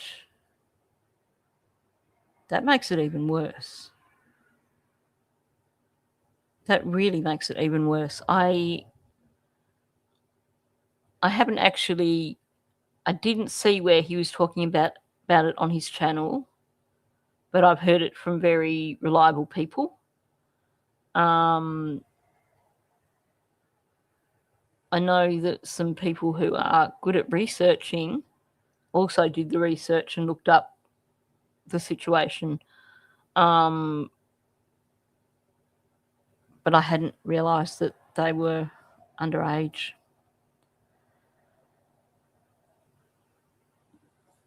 But yeah, I think Malaya getting the vehicle was the catalyst. He felt threatened.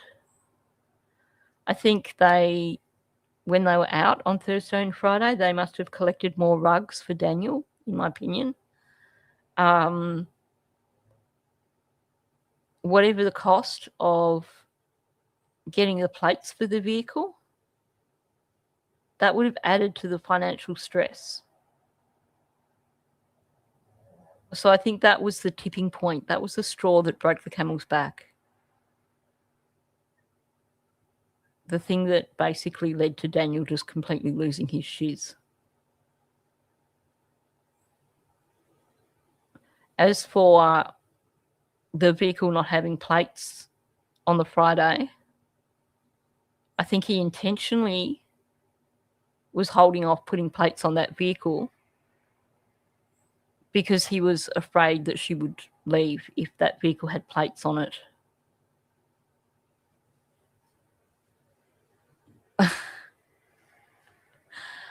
Yeah, they're probably making fun of him. They're probably doing Daniel impersonations. Oh, me too, Deborah. Me too. I usually star it when it comes through in my email, and for some reason I forgot to mark it with a star. And yeah, that's a good reminder. My biggest problem is either I pay it the moment I get the email, or like I'll pay it the following pay. But then it's like we get the renewal notice like 6 weeks before it's due.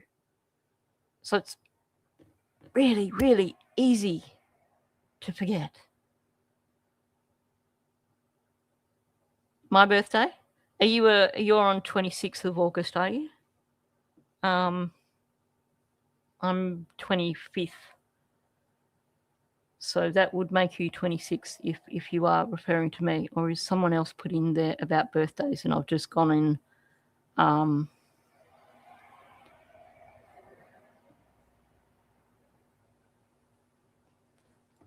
Actually, that's a good question. Was it partly because of the plates?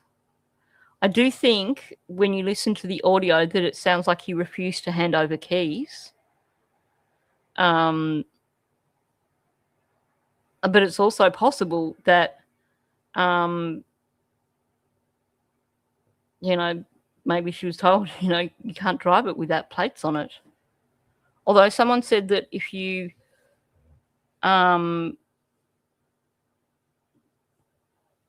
yeah, thanks. So I think Karen was saying this last week, that you put like a thing on the dash. 28th. 1 day, 3 days, near enough. Yeah, I got that. Thank you. I saw that this morning and I'm going to have a look at it because that fascinates me. No,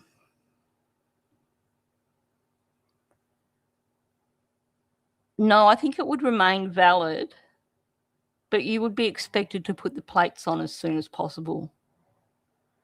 I would imagine that if you had that permit and you got pulled over, you would certainly be asked, why haven't you put the plates on yet?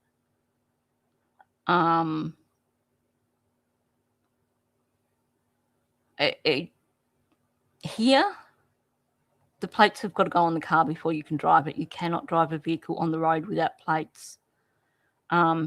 Even if it's plates from the dealer, dealer plates while you're doing a test drive. But the moment that vehicle leaves the car yard or wherever, it's got to have plates on it. The only exception is you can get a permit to drive to transport to get the plates.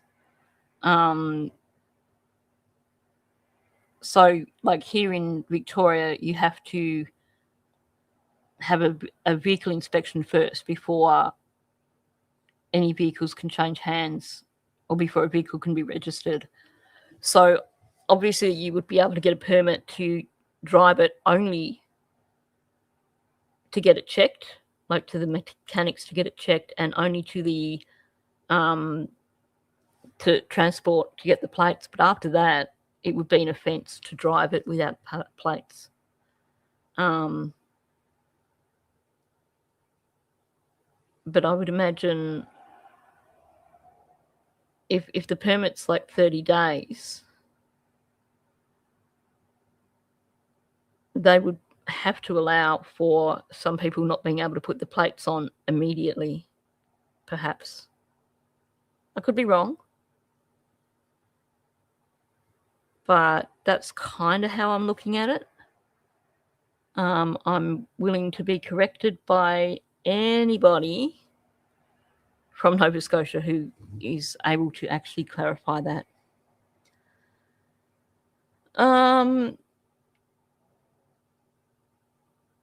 I think that's a good place to end there. I think I'm getting that lunchtime brain fog going on, so it's definitely time for me to go and get some lunch. Car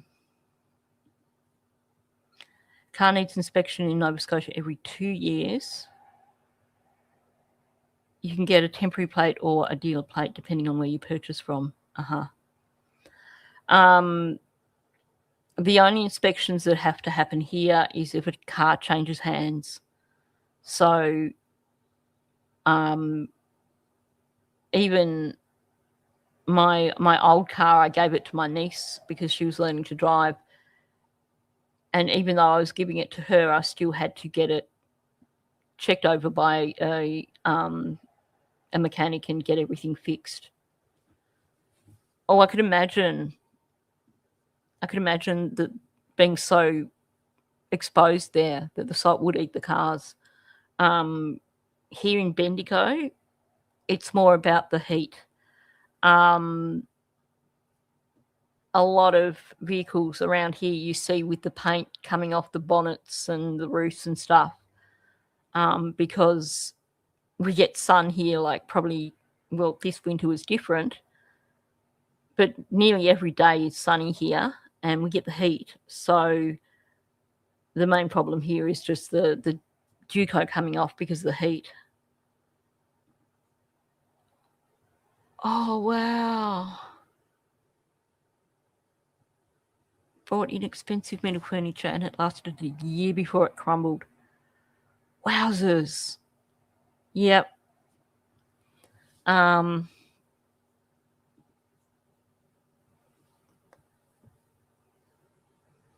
The big thing for me is all the boggy areas.